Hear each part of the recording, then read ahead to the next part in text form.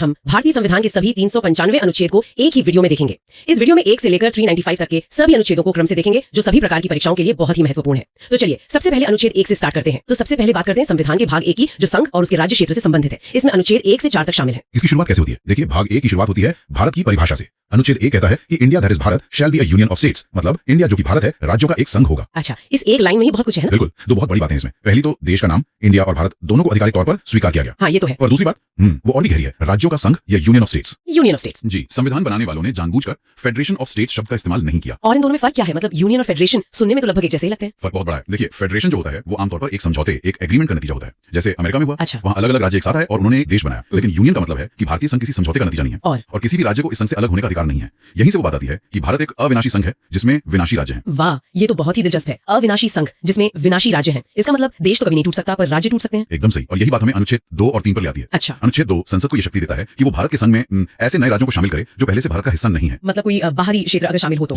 मान लीजिए भविष्य में कोई क्षेत्र भारत में शामिल होना चाहे तो वो इस अनुच्छेद के तहत होगा। समझ गई। तो ये बाहरी क्षेत्रों के लिए है, लेकिन जो राज्य पहले से भारत का हिस्सा है उनका क्या संसद उनकी सीमाओं को बदल सकती है? और यहीं पर अनुच्छेद 3 केंद्र को जबरदस्त शक्ति देता है। अनुच्छेद 3 के तहत संसद भारत के अंदर किसी भी राज्य का क्षेत्र बढ़ा या घटा सकती है, उसकी सीमाओं में बदलाव कर सकती है या नाम भी बदल सकती है। हाँ, यहाँ तक कि उसका नाम भी बदल सकती है। और तो और वो किसी मौजूदा राज्य से एक नया राज्य भी बना सकती है, जैसा हमने तेलंगाना के मामले में देखा। बिल्कुल, जो आंध्र प्रदेश से अलग होकर बना। तो इसका मतलब ये हुआ कि संसद कल चाहे तो मान लीजिए उत्तर प्रदेश के 4 हिस्से कर सकती है और इसमें राज्य की मर्जी की कोई कानूनी बाध्यता नहीं होगी। ये बहुत बड़ी शक्ति है। हाँ, वही तो, विरोध कर सकते हैं और करते भी हैं। प्रक्रिया यह है कि ऐसा कोई भी बिल राष्ट्रपति की सिफारिश के बाद ही संसद में पेश हो सकता है। ठीक है। और राष्ट्रपति उस बिल को संबंधित राज्य की विधानसभा के पास उनके विचार जानने के लिए भेजते हैं। लेकिन यहाँ एक बहुत बड़ा पेच है। वो क्या? राज्य विधानसभा जो भी राय दे संसद उसे मानने के लिए बाध्य नहीं है। केंद्र सरकार अगर चाहे तो राज्य की राय को पूरी तरह नजरअंदाज कर सकती है। ओह, इसीलिए इसे विनाशी राज्य कहा जाता है। एकदम समझ गई। ये तो केंद्र और राज्यों के बीच शक्ति का जो संतुलन है उसे बहुत साफ दिखाता है। लेकिन इन बदलावों को करने की प्रक्रिया क्या बहुत जटिल होती है? मतलब क्या इसके लिए संविधान में बड़ा संशोधन करना पड़ता है? नहीं, और यही अनुच्छेद 4 की खूबसूरती है। अच्छा। अनुच्छेद 4 कहता है कि अनुच्छेद 2 और 3 के तहत राज्यों की सीमाओं या नाम में किए गए बदलावों को संविधान का संशोधन नहीं माना जाएगा। इसका मतलब? इसे ऐसे समझिए कि संविधान में बड़े जो बुनियादी बदलाव होते हैं उनके लिए विशेष बहुमत चाहिए, यानी 2/3 सदस्यों की सहमति, जो हासिल करना बहुत मुश्किल होता है। हाँ, लेकिन अनुच्छेद 4 के मुताबिक राज्यों से जुड़े ये बदलाव साधारण बहुमत से किए जा सकते हैं, यानी सदन में मौजूद आधे से ज्यादा लोगों की हाँ से। बिल्कुल, ये प्रक्रिया को बहुत आसान बना देता है।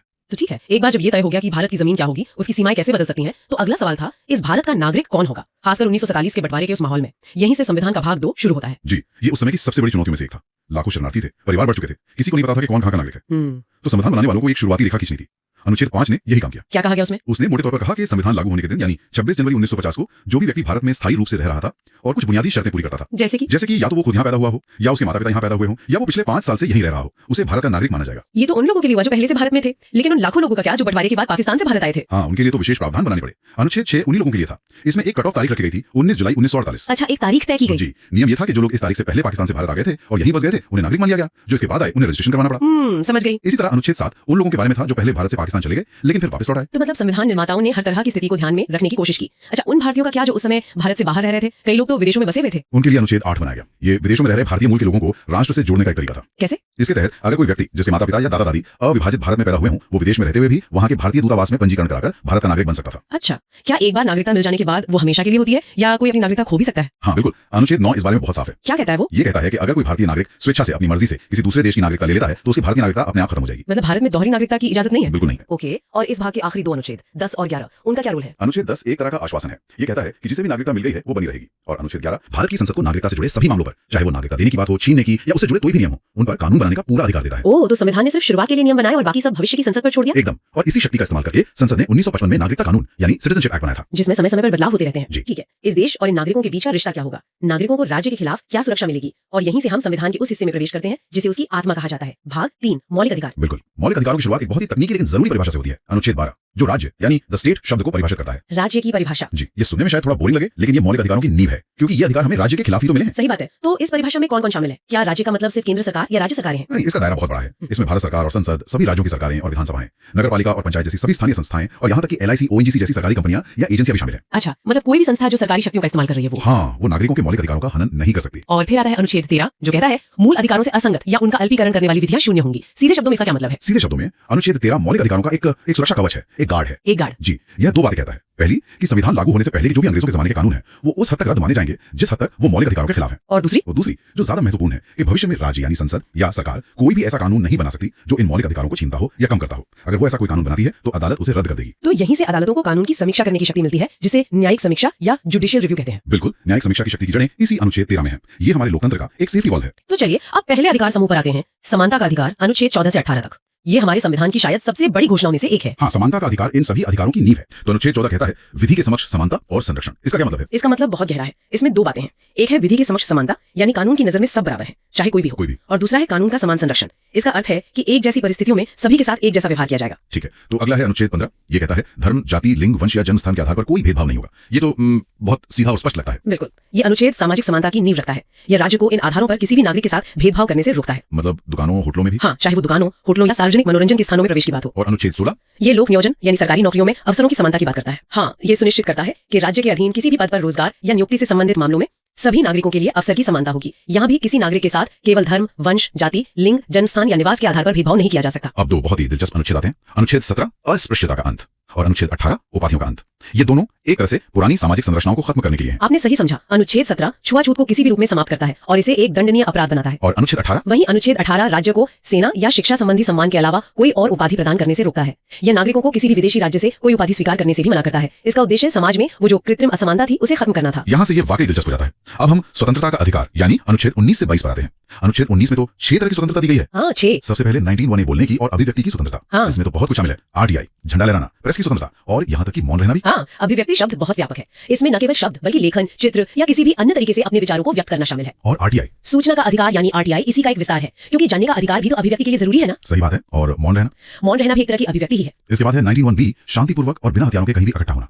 और 19(1)(c) संगठन या संघ बनाने की स्वतंत्रता। ये दोनों अधिकार लोकतंत्र के लिए बहुत महत्वपूर्ण है। लोग अपनी मांगों या विचारों के लिए शांतिपूर्वक इकट्ठा हो सकते हैं और अपने हितों की रक्षा के लिए समूह या संगठन बना सकते हैं। जैसे राजनीतिक दल या मजदूर संघ? बिल्कुल, राजनीतिक दल, मजदूर संघ, कुछ भी। और फिर घूमने फिरने और बसने की आजादी। 19(1)(d) कहता है कि देश के किसी भी भाग में आने जाने की स्वतंत्रता है। ऑलराइट। और 19(1)(a) कहता है कि देश के किसी भी क्षेत्र में रहने की स्वतंत्रता है। और ये अनुच्छेद भारत की एकता और अखंडता को बढ़ावा देते हैं। ये महसूस कराते हैं कि पूरा देश एक है और कोई भी नागरिक कहीं भी आ जा सकता है और बस सकता है। और आखिर में 19(1)(g) देश के किसी भी हिस्से में व्यापार करने की स्वतंत्रता। ये आजीविका के लिए बहुत जरूरी है। बिल्कुल, ये लोगों को अपनी पसंद का कोई भी पेशा, व्यवसाय या व्यापार करने का अधिकार देता है, जो एक तरह से आर्थिक स्वतंत्रता सुनिश्चित करता है। अब आते हैं अनुच्छेद 20 पर, अपराधों के दोष सिद्धि के संबंध में संरक्षण। ये क्या है, थोड़ा समझाएंगे? ये एक बहुत ही महत्वपूर्ण सुरक्षा कवच है। ये सुनिश्चित करता है कि किसी भी व्यक्ति को एक ही अपराध के लिए एक बार से अधिक दंडित नहीं किया जाएगा। एक अपराध एक सजा। हाँ, और उसे उस कानून के तहत सजा नहीं दी जाएगी जो अपराध करते समय लागू नहीं था। अच्छा। और सबसे जरूरी, किसी को भी खुद के खिलाफ गवाही देने के लिए मजबूर नहीं किया जाएगा। वाह। और अब अनुच्छेद 21 जो शायद सबसे ज्यादा चर्चित है, प्राण और दैहिक स्वतंत्रता का अधिकार। इसमें तो जीवन जीने का अधिकार, निजता का अधिकार, विदेश भ्रमण, गरिमापूर्ण जीवन, आजीविका और यहाँ तक कि जीवन संगिनी या प्रेम का अधिकार भी शामिल है। अनुच्छेद 21 की व्याख्या समय के साथ बहुत विस्तृत हुई है। जी। सर्वोच्च न्यायालय ने माना है कि जीवन का अर्थ केवल सांस लेना नहीं है, बल्कि एक सम्मानजनक और गरिमापूर्ण जीवन जीना है। सिर्फ सांस लेना नहीं। जी। और इसी व्याख्या के तहत निजता, स्वच्छ पर्यावरण, आजीविका और अपनी पसंद के व्यक्ति से विवाह करने जैसे कई अधिकार इसमें शामिल किए गए हैं। और इसी से जुड़ा है अनुच्छेद 21(a) शिक्षा का अधिकार। इसे 86वें संविधान संशोधन से जोड़ा गया था। हाँ, ये राज्य को 6 से 14 वर्ष की आयु के सभी बच्चों को मुफ्त और अनिवार्य शिक्षा प्रदान करने के लिए बाध्य करता है। यह अनुच्छेद 21 के तहत गरिमापूर्ण जीवन के अधिकार का एक तार्किक विस्तार है, कह सकते हैं। स्वतंत्रता के अधिकार में अंतिम है अनुच्छेद 22, कुछ दशा में गिरफ्तारी से संरक्षण और निवारक निरोध। यह अधिकार गिरफ्तार किए गए व्यक्ति को कुछ सुरक्षा प्रदान करता है, जैसे गिरफ्तारी का कारण जानने का अधिकार, ठीक है, अपनी पसंद के वकील से सलाह लेने का अधिकार और 24 घंटे के भीतर मजिस्ट्रेट के सामने पेश किए जाने का अधिकार। और इसका दूसरा हिस्सा वो निवारक निरोध। हाँ, इसका दूसरा हिस्सा निवारक निरोध यानी प्रिवेंटिव डिटेंशन से संबंधित है, जो विशेष परिस्थितियों में लागू होता है। चलिए अब शोषण के विरुद्ध अधिकार यानी अनुच्छेद 23 से 24 की बात करते हैं। देखते हैं अनुच्छेद 23, ये मानव के साथ दुर्व्यवहार और बलात् श्रम पर प्रतिषेध की बात करता है। इसमें बेगारी और मानव तस्करी पर रोक भी शामिल है। यह अनुच्छेद मानवीय गरिमा को सुरक्षित करने के लिए बनाया गया है। बलात् श्रम का मतलब है किसी व्यक्ति से उसकी इच्छा के विरुद्ध काम करवाना, जबरदस्ती काम करवाना। हाँ, और बेगारी इसका एक रूप है जहाँ बिना कोई पारिश्रमिक दिए काम कराया जाता है। और मानव तस्करी यानी इंसानों की खरीद फरोख्त, इसको यह अनुच्छेद पूरी तरह से प्रतिबंधित और एक दंडनीय अपराध बनाता है। अब अगला अनुच्छेद देखते हैं, अनुच्छेद 24। ये कारखानों जैसी जो खतरनाक जगह है वहाँ 14 साल से कम उम्र के बच्चों के काम करने पर रोक लगाता है। मतलब सीधा सीधा बाल श्रम का निषेध है। धार्मिक स्वतंत्रता के अधिकार में प्रवेश करते हैं। शुरुआत अनुच्छेद 25 से होती है। बिल्कुल, अनुच्छेद 25 हर एक व्यक्ति को, और ये ध्यान देने वाली बात है, हर व्यक्ति को चाहे वो नागरिक हो या ना हो, अच्छा, हाँ, उसे अपने अंतःकरण की मतलब अपनी मर्जी का विश्वास या धर्म चुनने की आजादी देता है और साथ ही उसे अपने धर्म को मानने, उसके हिसाब से आचरण करने और उसका प्रचार करने का भी अधिकार है। और इसी के ठीक बाद आता है अनुच्छेद 26 जो धार्मिक समूहों को अधिकार देता है। ये थोड़ा दिलचस्प है, एक तरफ व्यक्तिगत आजादी और दूसरी तरफ सामूहिक आजादी। इसमें संतुलन कैसे बनता है? यही तो संविधान की खूबसूरती है। देखिए, बनाने वाले समझते थे कि धर्म सिर्फ एक व्यक्तिगत अनुभव नहीं है, ये एक सामुदायिक गतिविधि भी है। इसलिए जहां अनुच्छेद 25 व्यक्ति को उसकी आस्था की गारंटी देता है, वहीं अनुच्छेद 26 उस आस्था को मानने वाले समूह को, मतलब किसी संप्रदाय या ट्रस्ट को, अपने धार्मिक मामलों का प्रबंधन करने, संस्थाएं बनाने और संपत्ति रखने का अधिकार देता है। तो एक व्यक्ति के लिए और दूसरा उस व्यक्ति के समुदाय के लिए। बिल्कुल, ये दोनों मिलकर धार्मिक स्वतंत्रता को पूरा करते हैं। लेकिन क्या इसका मतलब ये है कि कोई धार्मिक समूह अपने आंतरिक मामलों में कुछ भी करने के लिए स्वतंत्र है, चाहे वो कानून के खिलाफ ही क्यों ना हो? नहीं, यहीं पर संविधान ने सीमाएं तय की हैं। ये सारे अधिकार लोक व्यवस्था, सदाचार और स्वास्थ्य के अधीन है। अच्छा, पब्लिक ऑर्डर, मोरालिटी और हेल्थ। हाँ, यानी कोई भी धार्मिक समूह पब्लिक ऑर्डर को खराब नहीं कर सकता या कोई ऐसी प्रथा नहीं चला सकता जो अनैतिक हो या जिससे लोगों के स्वास्थ्य को खतरा हो। संतुलन यही बनता है। आपको आजादी है, पर तब तक जब तक उससे समाज के व्यापक हित को नुकसान न पहुंचे। ये स्पष्ट हुआ। अब आते हैं अनुच्छेद 27 पर। ये कहता है कि सरकार किसी धर्म को बढ़ावा देने के लिए किसी पर टैक्स नहीं लगा सकती।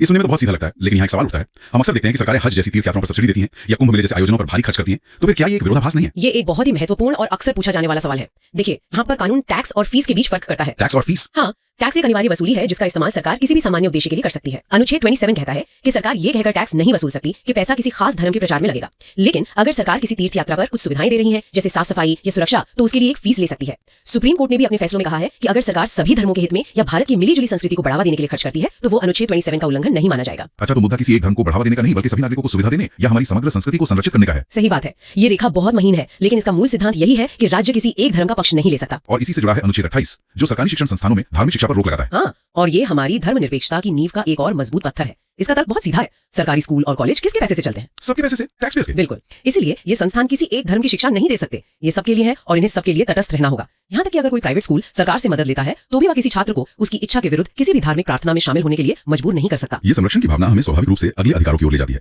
जिस तरह संविधान धार्मिक विश्वासों को बचाता है उसी तरह वो हमारी विविध संस्कृतियों की भी रक्षा करता है। यहीं पर अनुच्छेद 29 और 30 आते हैं। बिल्कुल, अनुच्छेद 29 कहता है कि भारत के किसी भी हिस्से में रहने वाले नागरिकों के किसी भी समूह को जिनकी अपनी अलग भाषा, लिपि या संस्कृति है उसे बनाए रखने का अधिकार होगा। यहाँ नागरिकों के किसी भी समूह लिखा है, सिर्फ अल्पसंख्यक नहीं। ये भी समूह के लिए है। ये भारत की जो अविश्वसनीय भाषाई और सांस्कृतिक विविधता है उसको एक संवैधानिक गारंटी देता है। और फिर आता है अनुच्छेद 30 जो भाषाई और धार्मिक अल्पसंख्यकों को अपनी पसंद के शिक्षण संस्थान स्थापित करने का अधिकार देता है। हाँ, अगर आप इन दोनों को साथ में देखें तो एक बहुत दिलचस्प तस्वीर बनती है। वाह, ये तो कमाल की बात है। मतलब अनुच्छेद 29 आपको अपनी संस्कृति बचाने का हक देता है और अनुच्छेद 30 उसे बचाने के लिए एक तरह से हथियार यानी स्कूल कॉलेज खोलने का हक देता है। ये तो एक दूसरे के बिना अधूरे लगते हैं। आपने बिल्कुल सही पकड़ा। अगर अनुच्छेद 29 अधिकार है तो अनुच्छेद 30 उस अधिकार को हकीकत में बदलने का साधन है। आप अपनी संस्कृति को सिर्फ घर की चारदीवारी में नहीं बचा सकते। सही बात है। उसे अगली पीढ़ी तक पहुंचाने के लिए, उसे जिंदा रखने के लिए संस्थाओं की जरूरत पड़ती है। अनुच्छेद 30 वही संस्थागत ताकत देता है। हमने अब तक इतने सारे अधिकारों की बात की, समानता, स्वतंत्रता, धर्म, संस्कृति, लेकिन अगर सरकार या कोई संस्था इन अधिकारों को छीनने की कोशिश करे तो क्या होगा?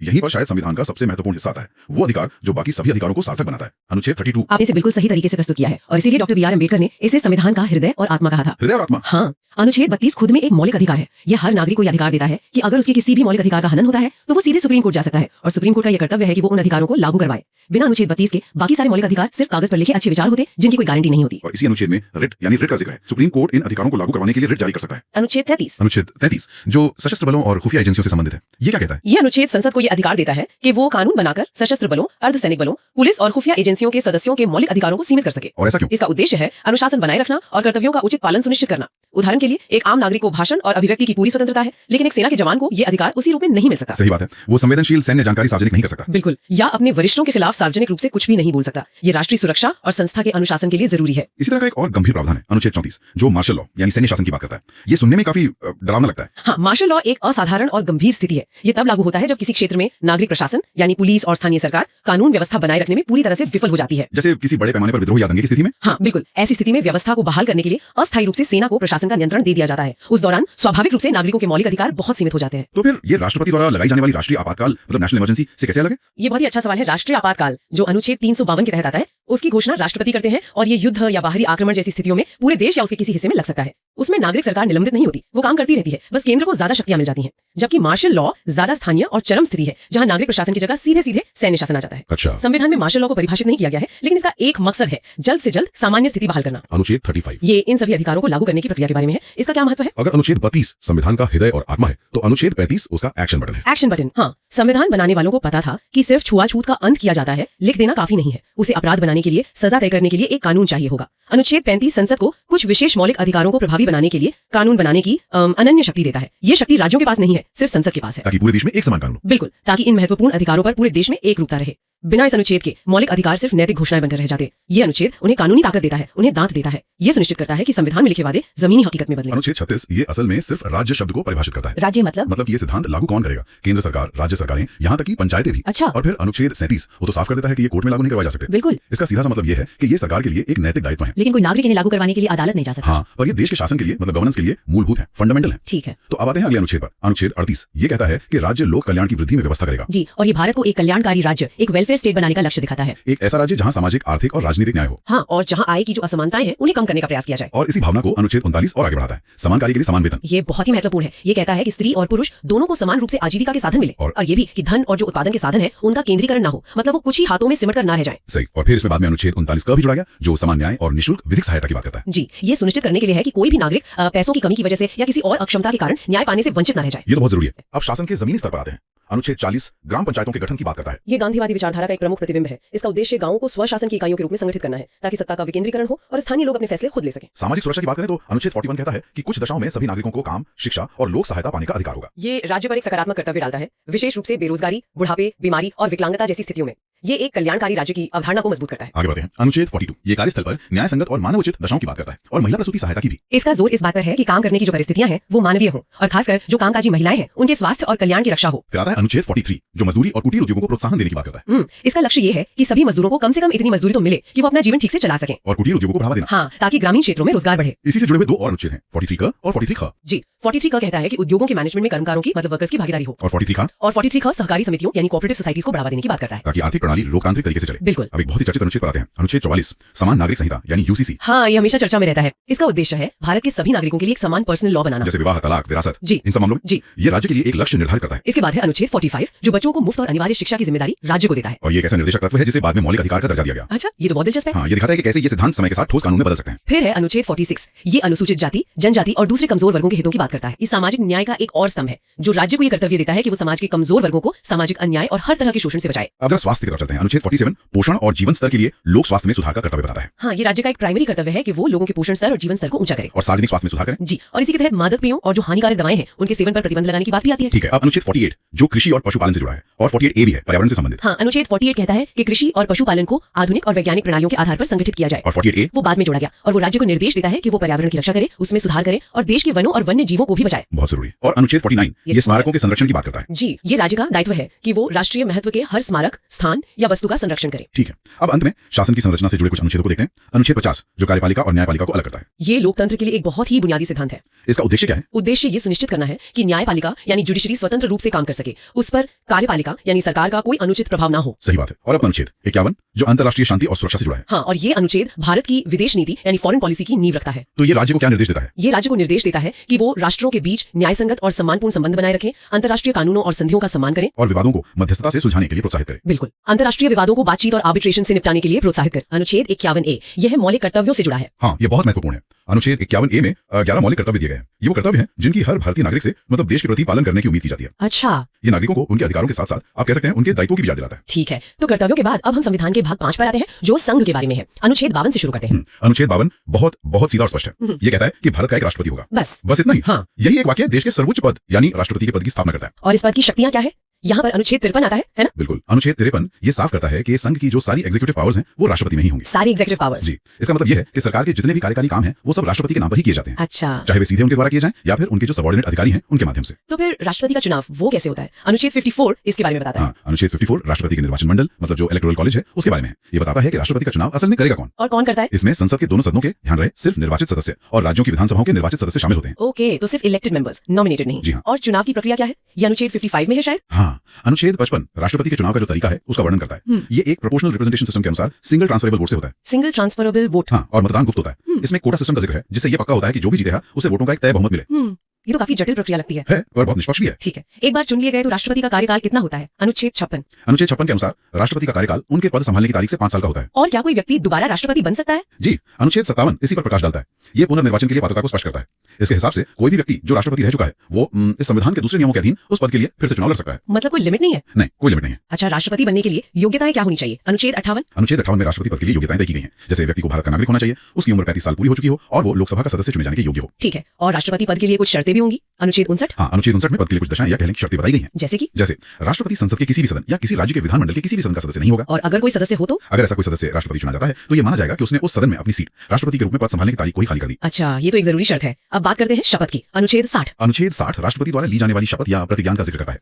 पद संभालने से पहले भारत के मुख्य न्यायाधीश या अगर वो नहीं है तो सर्वोच्च न्यायालय के जो सीनियर मोस्ट जज हैं उनके सामने राष्ट्रपति को संविधान और कानून के संरक्षण, सुरक्षा और बचाव की शपथ लेनी होती है। संरक्षण, सुरक्षा और बचाव, ये तो बहुत बड़ी जिम्मेदारी है। बहुत बड़ी। लेकिन अगर राष्ट्रपति को पद से हटाना हो तो? ये एक गंभीर प्रक्रिया होगी। अनुच्छेद 61 इसी से संबंधित है ना, महाभियोग। ये बहुत ही महत्वपूर्ण प्रावधान है। अनुच्छेद 61 राष्ट्रपति पर महाभियोग यानी इम्पीचमेंट चलाने की प्रक्रिया से संबंधित है और ये प्रक्रिया सिर्फ संविधान के उल्लंघन के आधार पर ही शुरू की जा सकती है। सिर्फ एक ही आधार पे। जी। और ये एक बहुत ही जटिल और आप कह सकते हैं कठोर प्रक्रिया है जिसके लिए संसद के दोनों सदनों में स्पेशल मेजॉरिटी की जरूरत होती है। ठीक है, और यदि राष्ट्रपति का पद किसी वजह से खाली हो जाए जैसे मृत्यु या इस्तीफे से, तो क्या होता है? अनुच्छेद 62। अनुच्छेद 62 इस स्थिति को संभालता है। ये कहता है कि राष्ट्रपति पद की रिक्ति को भरने के लिए चुनाव कार्यकाल खत्म होने से पहले ही पूरा कर लेना चाहिए। और अगर बीच में खाली हो जाए तो? अगर पद मृत्यु, त्यागपत्र या हटाए जाने की वजह से खाली होता है तो चुनाव रिक्ति होने की तारीख से 6 महीने के अंदर हो जाना चाहिए। और जो नया व्यक्ति चुना जाएगा वो पूरे 5 साल के कार्यकाल के लिए पद धारण करेगा, बचे हुए समय के लिए नहीं। अच्छा, ये स्पष्ट है। राष्ट्रपति के बाद अब उपराष्ट्रपति की बात करते हैं। अनुच्छेद 63। जी, अनुच्छेद 63 उपराष्ट्रपति के पद का जिक्र करता है। ये कहता है भारत का एक उपराष्ट्रपति होगा। और उपराष्ट्रपति की मुख्य भूमिका क्या है? अनुच्छेद 64। अनुच्छेद 64 के अनुसार भारत का उपराष्ट्रपति राज्यसभा का पदेन सभापति होता है। पदेन सभापति मतलब एक्स ऑफिशियो चेयरमैन। बिल्कुल, ये उनकी प्रमुख भूमिकाओं में से एक है।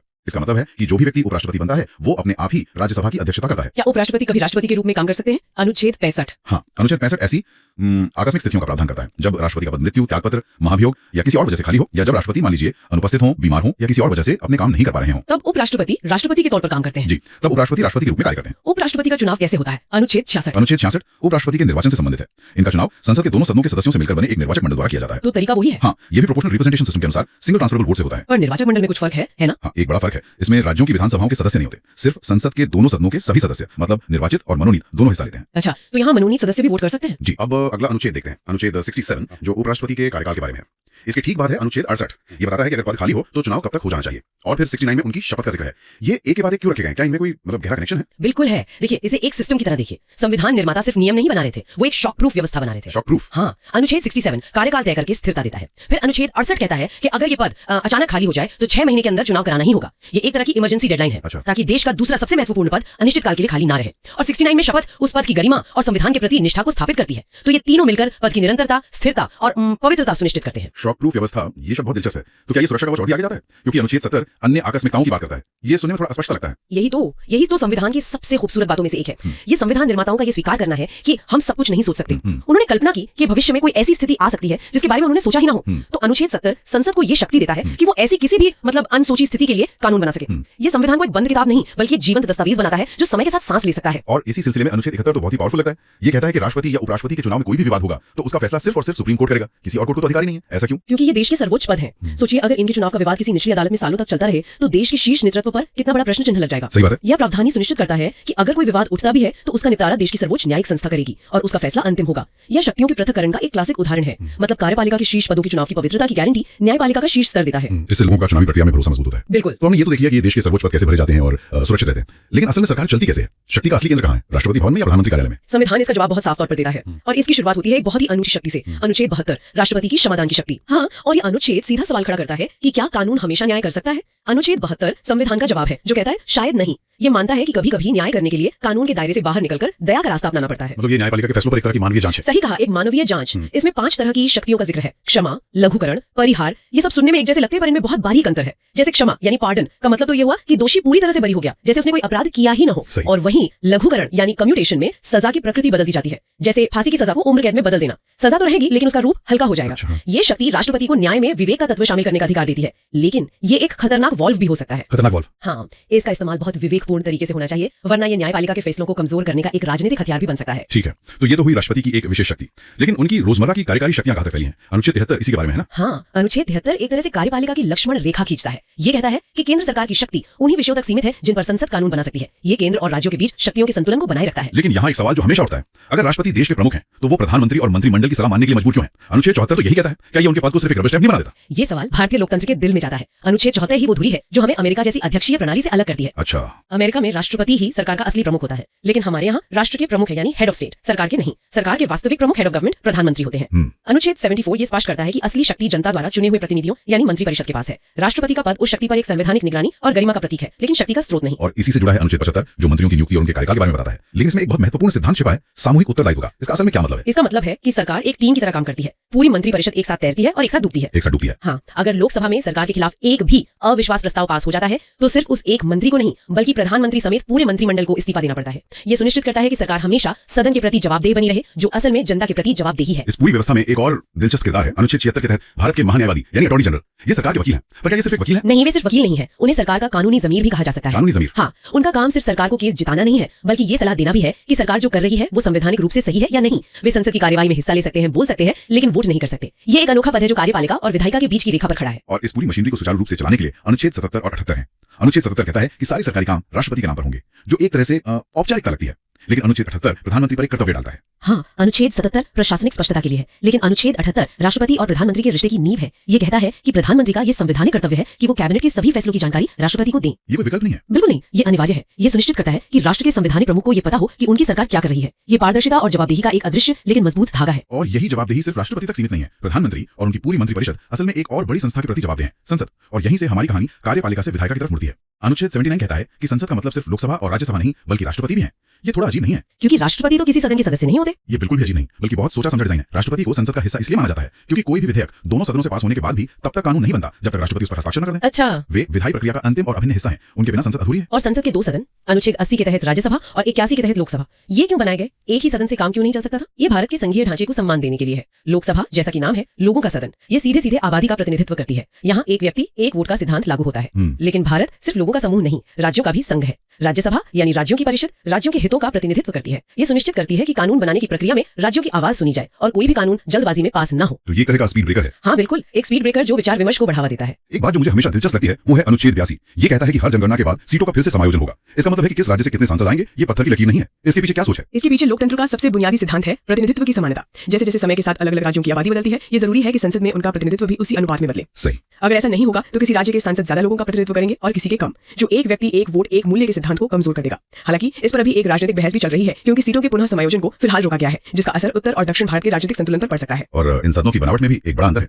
अनुच्छेद 83 के अनुसार लोकसभा 5 साल के लिए होती है, लेकिन राज्यसभा वो कभी भंग नहीं होती है। ये एक स्थायी सदन है। इसका क्या फायदा है? इसका बहुत बड़ा फायदा है, ये शासन में निरंतरता सुनिश्चित करता है। सोचिए, अगर किसी वजह से लोकसभा भंग हो जाती है और देश में चुनाव का माहौल है, उस वक्त भी देश के पास एक विधायी सदन राज्यसभा, हाँ राज्यसभा काम कर रहा होता है। ये एक तरह का सुरक्षा जाल है जो देश को कभी भी विधायी शून्य की स्थिति में नहीं आने देता। उसके 1/3 सदस्य हर 2 साल में रिटायर होते हैं, जिससे इसमें नए लोग भी आते रहते हैं और अनुभव भी बना रहता है। अब आते हैं संसद के कामकाज पर। अनुच्छेद 85 राष्ट्रपति को सत्र बुलाने, सत्र साइन करने और लोकसभा को भंग करने की शक्ति देता है। और फिर अनुच्छेद 86 और 87 में राष्ट्रपति के अभिभाषण का जिक्र है। इन दोनों में क्या फर्क है? एक है अभिभाषण और दूसरा विशेष अभिभाषण। यह विशेष शब्द बहुत महत्वपूर्ण है। अनुच्छेद 86 राष्ट्रपति को एक सामान्य अधिकार देता है कि वे जब चाहें किसी भी सदन को संदेश भेज सकते हैं या संबोधित कर सकते हैं। उनकी इच्छा पर निर्भर है। हाँ, और इसका इस्तेमाल बहुत कम होता है। लेकिन अनुच्छेद 87 एक संवैधानिक कर्तव्य है, ये अनिवार्य है। राष्ट्रपति को हर आम चुनाव के बाद पहले सत्र की शुरुआत में और हर साल के पहले सत्र की शुरुआत में दोनों सदनों को एक साथ संबोधित करना ही होता है। तो इस विशेष अभिभाषण का महत्व क्या है? ये सिर्फ एक परंपरा है? नहीं, ये सिर्फ परंपरा नहीं है, ये सरकार की नीतियों का आधिकारिक घोषणा पत्र होता है। इस भाषण में सरकार बताती है कि पिछले साल उसने क्या किया और आने वाले साल में उसकी क्या योजनाएं हैं। अच्छा, तो ये सरकार का एजेंडा होता है? बिल्कुल, जिसे वो संसद और देश के सामने रखती है। इसके बाद दोनों सदनों में इसी अभिभाषण पर धन्यवाद प्रस्ताव पर चर्चा होती है, जिसमें विपक्ष को सरकार की नीतियों की आलोचना करने का भरपूर मौका मिलता है।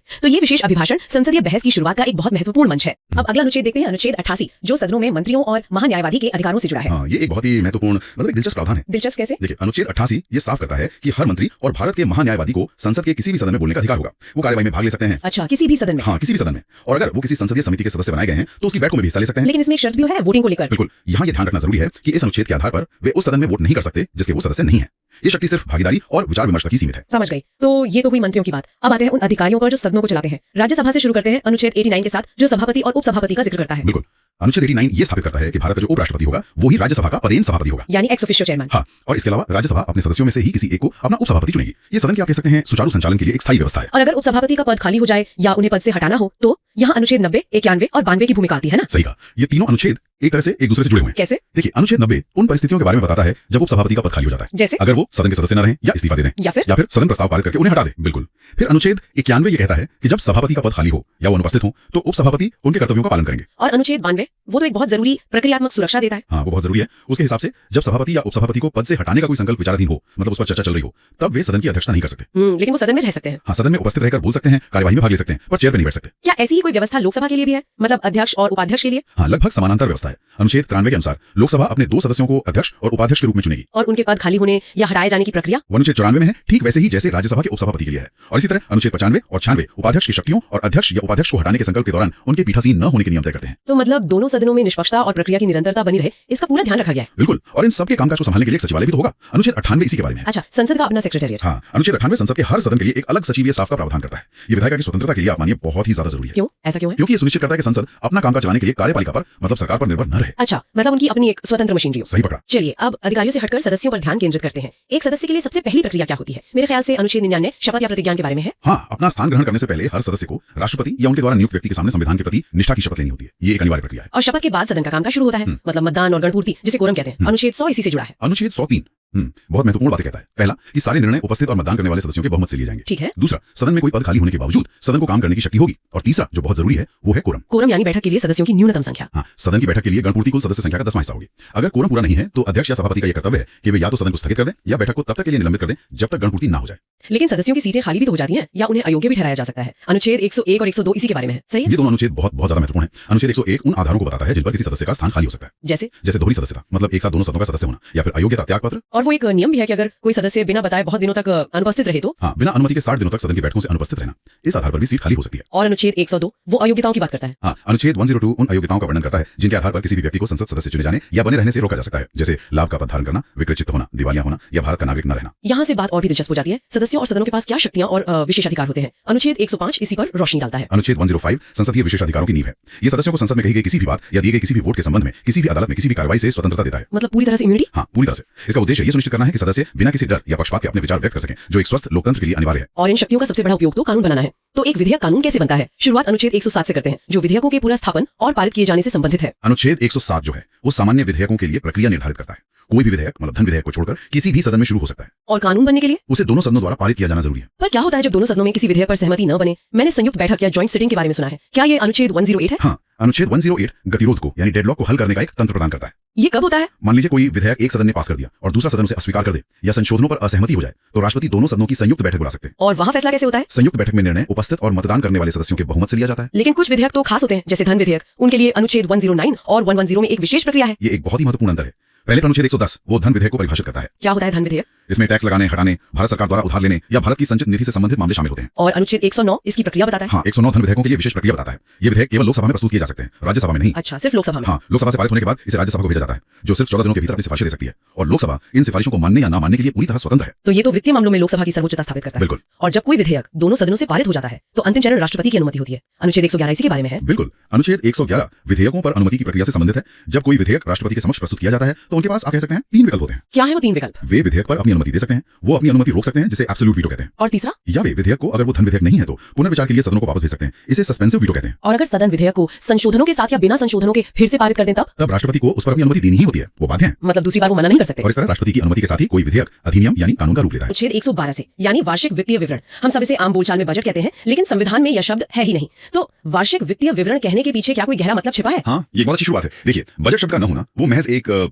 तकनीकी बात नहीं है, यह एक दर्शन को दिखाता है। अच्छा। विवरण शब्द सरकार पर एक जिम्मेदारी डालता है कि वह सिर्फ आंकड़े पेश न करे, बल्कि देश को अपनी वित्तीय सेहत का आप कह सकती हैं पूरा और सच्चा लेखा जोखा दे, पारदर्शिता की नींव। बिल्कुल। और इसी से जुड़ा है अनुच्छेद 113 जो कहता है कि इस विवरण में दिए गए खर्च के अनुमानों पर संसद में मतदान होगा। यानी सरकार अपनी मर्जी से 1 रुपया भी तय नहीं कर सकती। सही पकड़ा। हर खर्च को जनता के प्रतिनिधियों की सहमति लेनी होगी। अच्छा, तो ये प्रक्रिया का पहला चरण हुआ। सरकार ने अपना हिसाब किताब और आने वाले साल की योजना मतलब प्राक्कलन संसद के सामने रख दिया। लेकिन सिर्फ योजना रखने से तो पैसा हाथ में नहीं आ जाता। नहीं आता। तो सरकार को असल में खर्च करने का अधिकार किस दस्तावेज से मिलता है? यहीं पर इस पूरी प्रक्रिया का सबसे शक्तिशाली हिस्सा आता है। अनुच्छेद 114 और विनियोग विधेयक। विनियोग विधेयक। हाँ, आप इसे सरकार का खर्च करने का लाइसेंस समझ सकती हैं। जब तक संसद इस विधेयक को पारित नहीं करती, सरकार भारत की संचित निधि से मतलब देश के खजाने से एक पैसा भी नहीं निकाल सकती। अच्छा, तो ये कार्यपालिका पर विधायिका के नियंत्रण का सबसे बड़ा हथियार हुआ। बिल्कुल। सरकार कितनी भी शक्तिशाली हो, उसे पैसा खर्च करने के लिए हर साल संसद के सामने आना ही पड़ता है। लेकिन क्या प्रक्रिया हमेशा इतनी सीधी होती है? मान लीजिए बजट पास हो गया पर साल के बीच में कोई बाढ़ आ गई या कोई और संकट खड़ा हो गया जिसके लिए पैसा नहीं था। हाँ, तब क्या होगा? नहीं, संविधान निर्माताओं ने ऐसी स्थितियों के बारे में सोचा था। यहीं पर अनुच्छेद 115 और 116 काम आते हैं। ओके। अनुच्छेद 115 अनुपूरक अनुदान की व्यवस्था करता है। मतलब अगर किसी काम के लिए आवंटित पैसा कम पड़ गया या किसी बिल्कुल नई जरूरत के लिए पैसा चाहिए तो सरकार संसद से और पैसा मांग सकती है। हाँ, और अनुच्छेद 116 तो और भी दिलचस्प है, खासकर इसका लेखानुदान वाला हिस्सा। Vote on account. हाँ, जी। अगर आम चुनाव होने वाले हैं और पूरी बजट प्रक्रिया को पूरा करने का समय नहीं है तो सरकार लेखानुदान के जरिए कुछ महीनों के जरूरी खर्च के लिए संसद से एक तरह की अग्रिम मंजूरी ले लेती है, ताकि नई सरकार के गठन तक देश का काम न रुके। बिल्कुल। ये व्यावहारिकता और संवैधानिक सिद्धांतों के बीच एक सुंदर संतुलन है। चलिए,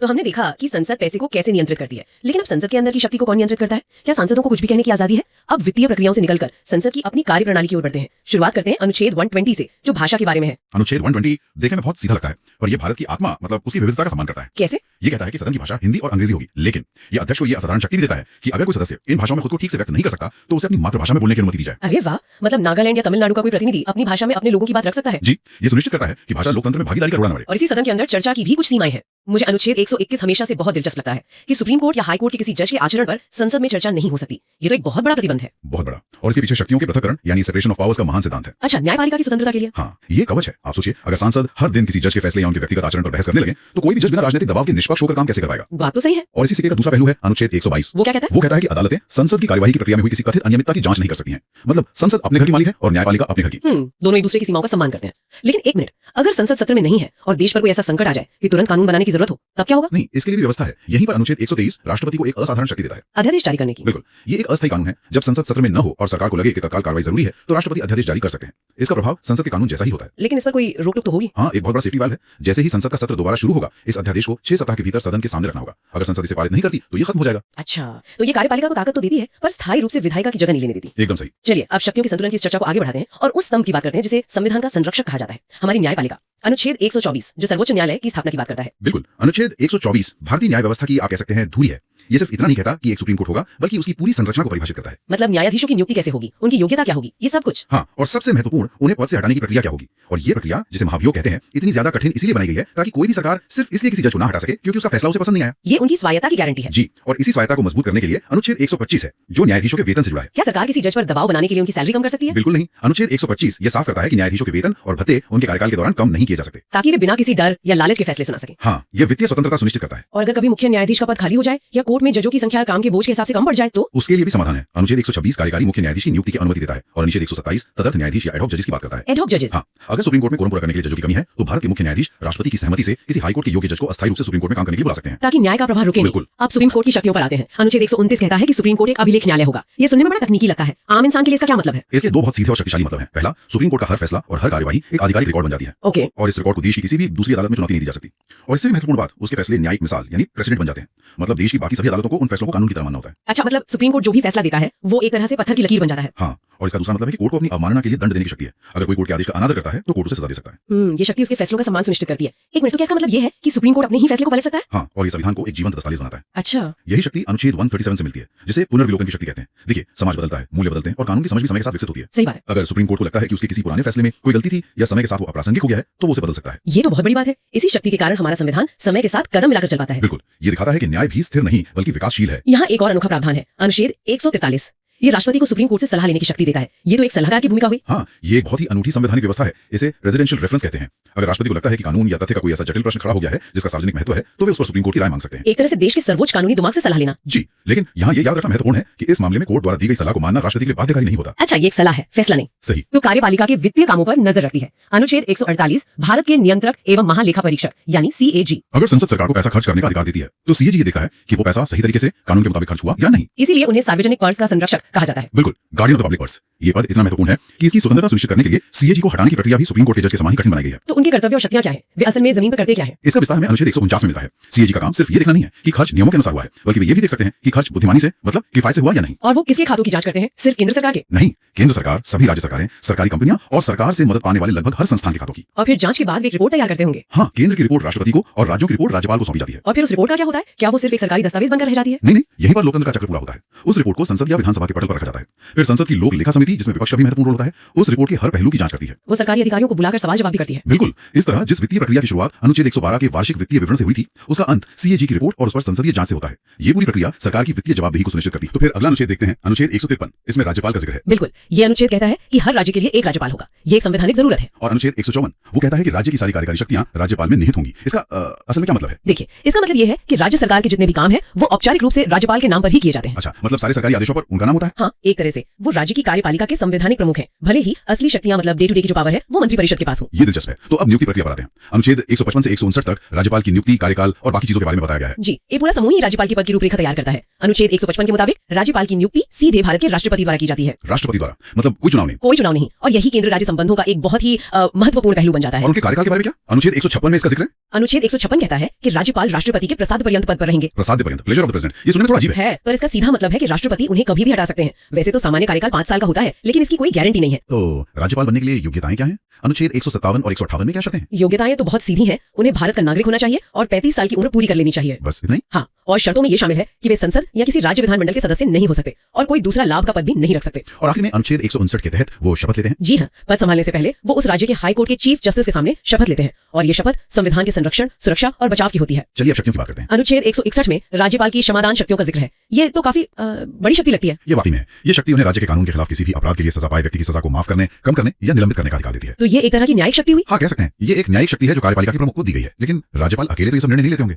यहीं पर अनुच्छेद 163 यानी मंत्रिपरिषद की भूमिका आती होगी। आपने बिल्कुल सही नस पकड़ी है। अनुच्छेद 163 साफ करता है कि राज्यपाल को उनके कामों में मदद और सलाह देने के लिए एक मंत्रिपरिषद होगी जिसका मुखिया मुख्यमंत्री होता है। और क्या वो सलाह को मानने के लिए बाध्य है? ज्यादातर मामलों में हाँ, वो इस सलाह पर काम करने के लिए बाध्य होते हैं। कुछ विवेक के मामले अलग है, पर वो बहुत सीमित है। और अनुच्छेद 164 मंत्रियों के बारे में और भी कुछ बताता है? जी, इसमें मुख्यमंत्री की नियुक्ति राज्यपाल करेंगे और दूसरे मंत्रियों की नियुक्ति मुख्यमंत्री की सलाह पर राज्यपाल करेंगे। ये सब बातें शामिल है। यही तो राज्य में संसदीय प्रणाली की बुनियाद है। इसी सिलसिले में अनुच्छेद 165 में राज्य के महाधिवक्ता यानी एडवोकेट जनरल का भी जिक्र है। उनकी क्या भूमिका होती है? महाधिवक्ता यूं समझिए राज्य सरकार के सबसे बड़े कानूनी सलाहकार होते हैं। मतलब सरकार के वकील? हाँ, सरकार के सबसे बड़े वकील। उनकी नियुक्ति भी राज्यपाल ही करते हैं और वो सरकार को कानूनी मामलों पर सलाह देते हैं और दूसरे कानूनी कर्तव्य भी निभाते हैं। ठीक है, तो अब कार्यपालिका से विधायिका की तरफ बढ़ते हैं।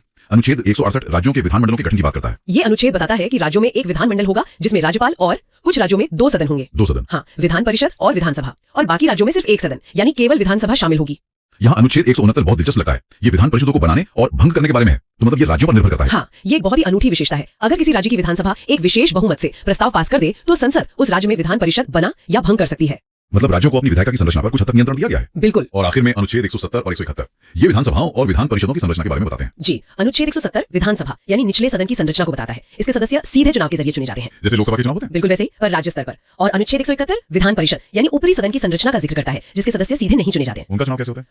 वो एक अप्रत्यक्ष चुनाव होता है। कुछ सदस्य नगर पालिकाओं और दूसरे स्थानीय निकायों द्वारा चुने जाते हैं। कुछ राज्य के शिक्षक चुनते हैं, कुछ ग्रेजुएट चुनते हैं। शिक्षक और ग्रेजुएट भी? हाँ, और कुछ सदस्य विधानसभा के सदस्य चुनते हैं और कुछ को राज्यपाल सीधे मनोनीत करते हैं। वाह, मतलब इसमें टीचर, ग्रेजुएट, विधायक सब लोग मिलकर सदस्य चुनते हैं। हाँ। ये तो बहुत ही अनोखी व्यवस्था है। इसके पीछे सोच ये थी कि विधान परिषद में ऐसे लोग भी आए जो सीधे चुनाव की राजनीति में नहीं पढ़ना चाहते, लेकिन उनका ज्ञान और अनुभव राज्य के लिए फायदेमंद हो सकता है। तो राज्यपाल किन लोगों को मनोनीत करते हैं? वो ऐसे लोगों को मनोनीत करते हैं जो साहित्य, विज्ञान, कला, सहकारिता आंदोलन और समाज सेवा जैसे क्षेत्रों के विशेषज्ञ हों। तो आप देख सकते हैं कि एक बहुत ही मिला जुला सदन बनाने की कोशिश है जहां हर क्षेत्र से आवाजें शामिल हों। तो चलिए राज्य सरकार के कामकाज के सफर को समझते हैं, वो भी सीधे संविधान के आईने में। जी, ये सफर शुरू होता है चुनाव के बाद राज्यपाल के भाषण से, फिर जाता है विधानसभा के गलियारों में जहां कानून बनते हैं, और आखिर में पहुंचता है हाईकोर्ट के दरवाजे पर, जहां उन कानूनों की परख होती है। बिल्कुल।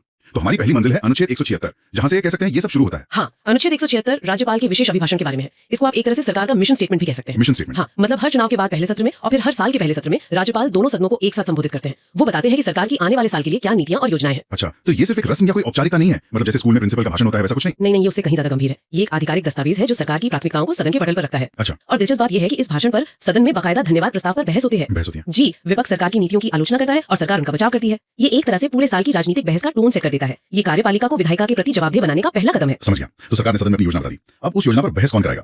मतलब सदन की कार्रवाई को चलाएगा कौन? इस पूरे खेल का रेफरी कौन है? बहुत अच्छा सवाल है, और यहीं पर सदन के रेफरी यानी पीठासीन अधिकारियों की भूमिका आती है। अनुच्छेद 178 विधानसभा के लिए अध्यक्ष और उपाध्यक्ष का प्रावधान करता है, और अनुच्छेद 182 विधान परिषद के लिए सभापति और उपसभापति का। ठीक है। इनका काम सिर्फ सदन चलाना नहीं बल्कि उसकी गरिमा और निष्पक्षता बनाए रखना है। लेकिन इनकी निष्पक्षता इतनी जरूरी क्यों है? ज्यादातर तो ये सत्ताधारी पार्टी से ही चुनकर आते हैं। हाँ, ये बात सही है, लेकिन एक बार चुने जाने के बाद उनसे ये उम्मीद की जाती है कि वो पार्टी लाइन से ऊपर उठकर काम करेंगे। अच्छा। वे सदन के हर सदस्य के अधिकारों के संरक्षक होते हैं, चाहे वो सत्ता पक्ष का हो या विपक्ष का। स्पीकर की भूमिका तब और भी अहम हो जाती है जब ये तय करना हो कि कोई बिल मनी बिल है या नहीं, यानी धन विधेयक। जी, धन विधेयक। इस पर उनका फैसला आखिरी होता है, उसे आप कोर्ट में भी चुनौती नहीं दे सकते। सोचिए, अगर रेफरी ही एक टीम की तरफ हो जाए तो खेल का क्या होगा? सही बात है।